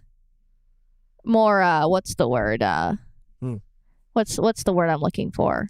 entertaining, I guess. Right. But I did want to do, possibly this weekend. I don't know how. You were talking about this weekend, yeah. Yeah, this weekend to do, I think maybe Saturday would be like a late night Animal Crossing chill stream where I show you guys my island, showing it off. And if that would be something interesting, let me know, and I could do that on Saturday. It probably would be for Patreon and members only again. Yeah, Yeah. probably. Or you could do it. It's up to you. But yeah, that would be fun. I've been working at it a little bit more. But yeah, I think probably this Saturday. All right. Crack a cold one open for Animal Crossing. And just chill Yeah. vibes. So that'll probably be this weekend, you said? Yeah, probably Saturday at night. Okay. All right, I'm looking this up. How to do raids on YouTube. We're going to go through this together. I don't know how to do it. YouTube live streams can utilize a feature similar to Twitch raids called cross-channel live redirects. Wow, YouTube. Get a better name. How to redirect your live viewers. Click edit, select customization. Under redirect, click add, search. Okay. Let's try to do that. Select customization. Under redirect, click add. Okay, we're learning together, dude. This is in real time. Oh, the AI Mehgan pictures.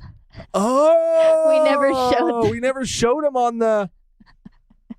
Okay, now we got to do that real quick. I'm sorry, guys. Well, I it's could just chill with you guys exclusive. all It's day. exclusive, maybe. You want to keep it exclusive? Okay, we can keep it exclusive. Damn, Megan.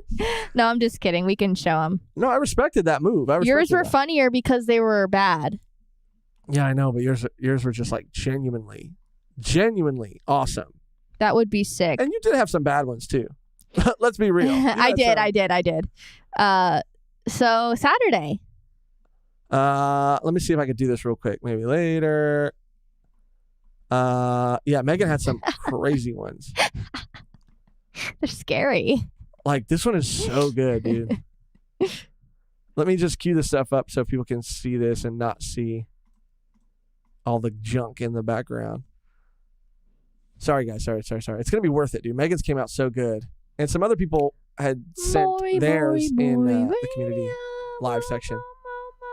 So this is one of Megan's. Holy shit, dude. This one came out insane. It like barely looks like me. You look like Maleficent. OBS Did we Studio crash? disconnected. Reconnecting. Okay, reconnection successful. Hopefully we didn't crash right now in front of everybody. This one's okay. This one's good. This one is wild. This looks like a real picture you took. I know. This one looks like a real picture you took. Yeah, we did. I think we are back. You're back now. We're back.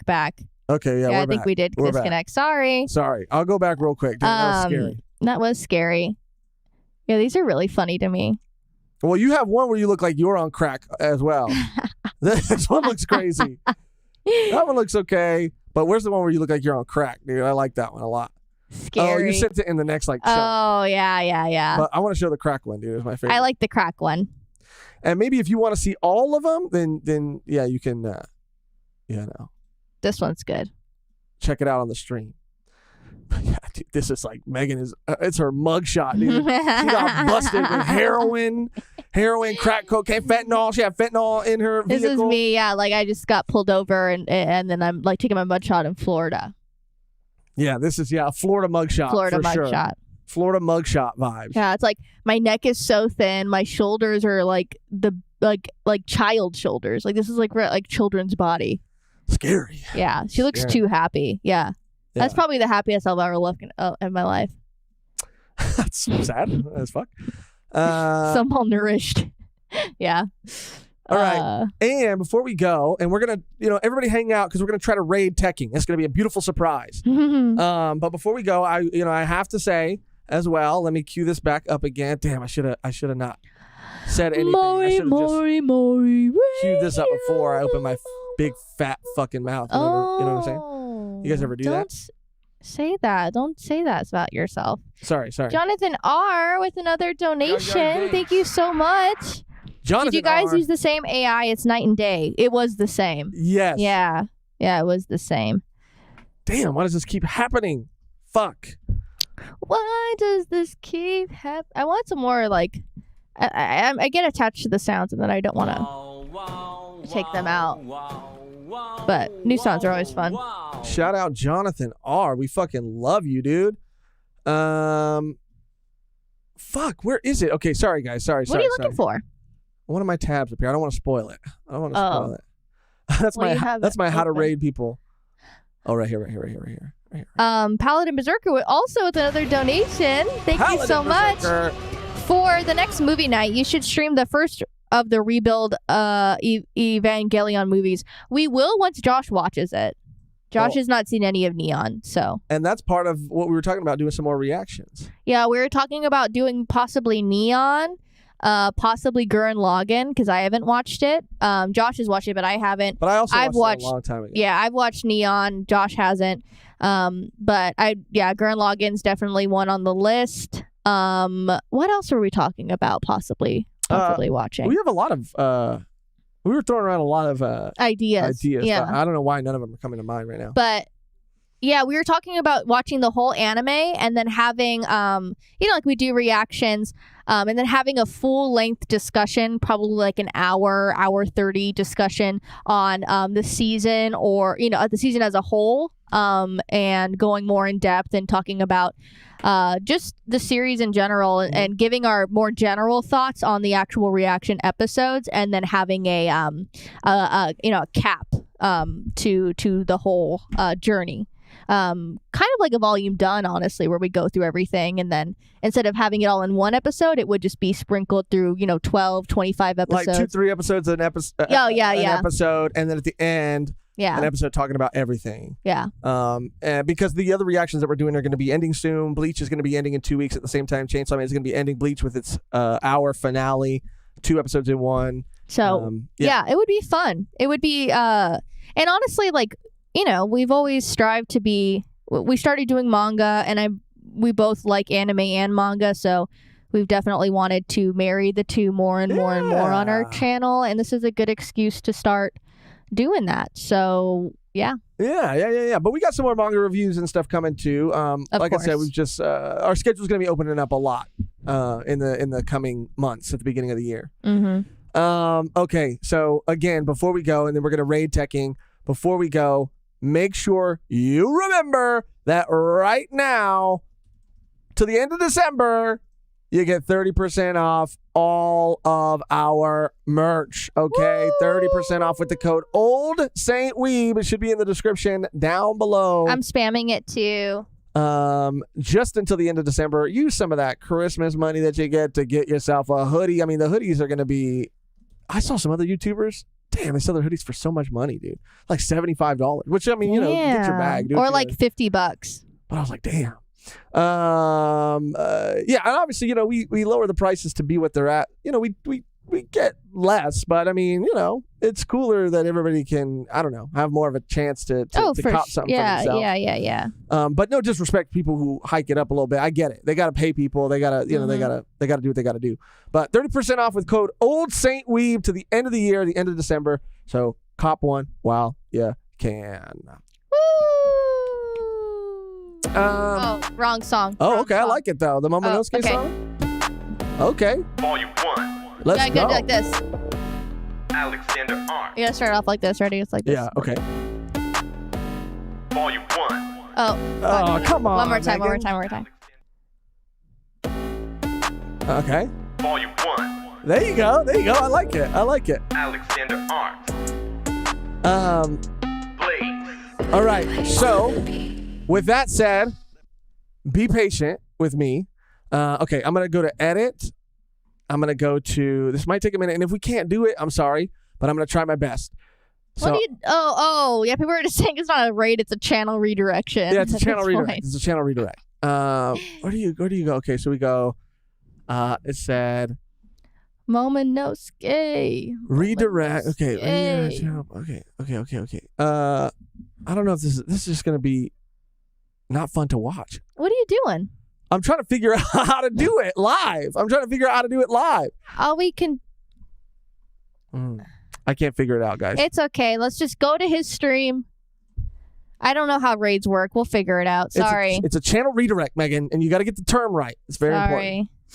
Anyway, next time I'll figure it out and I'll set it up next time. It can't be that entertaining to watch me figure it out live. So take care, everybody. We will end it here and now. This has been another Community Live. Shout out to Rough Senpai. Shout out to everybody for being here. Thank you guys so much. You guys are fucking amazing. We love all of you. We appreciate all of you. This was another love you guys. Chill, laid back Community Live. We love doing these things. We love you guys. You guys are fucking amazing. The only thing left to do now. Oh, and stay tuned for that JoJo episode tomorrow too. One Piece is on break this week. We'll be back when that comes back. But that new JoJo episode drops tomorrow. The only thing left is to get out of here in our outro that's always the same and never changes, which today is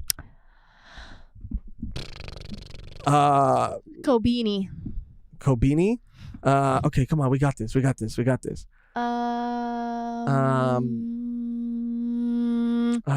You could just show the T-Rexes. Okay, we could just go out on the T-Rexes fucking. Yeah. Okay, this is also a soundbite from that, but I never got the chance to use it. They mate frequently. And it's just the narrator talking about them mating frequently, and I was like, I don't know why he had to throw frequently in there, dude. Because they have to do it a bunch of times. That's true. It's not one and done. They have to mate frequently. They have to mate frequently. Yeah. Someone said T-Rex is what? I'm glad you asked, dude. I'm actually very glad I'm glad you asked. Oh, we'll go out on this, you guys. So it's bye. It's too short to go out on this. So Why? Let's just say T-Rex is fucking. You know? I don't want to go out on that though. I don't want to say it. I just want to show it. You know. It's not too short. But it's hard to queue up that screen and then the other screen. You know what I'm I see. That's the problem. Okay. Bro, T-Riz, bye. Okay. Until next time, T-Sex instead of T-Rex. You know? T-Riz is great, someone said. Okay, T-Riz. Yeah. Okay, T-Riz. I was trying. You really hung up on the sex part. Really pushing for it. Okay, T-Riz. Okay, I'll admit when I'm wrong. T-Riz. T-Riz. All right, guys. Thank you for watching. Let me make sure I got everything queued up. Thank you for listening. And until next time, T-Riz. And remember, T-Rex is fuck. Jesus. And don't forget that. Take care, guys. Thank you guys so much. You guys are the best. Best community on YouTube. We love you. Bye.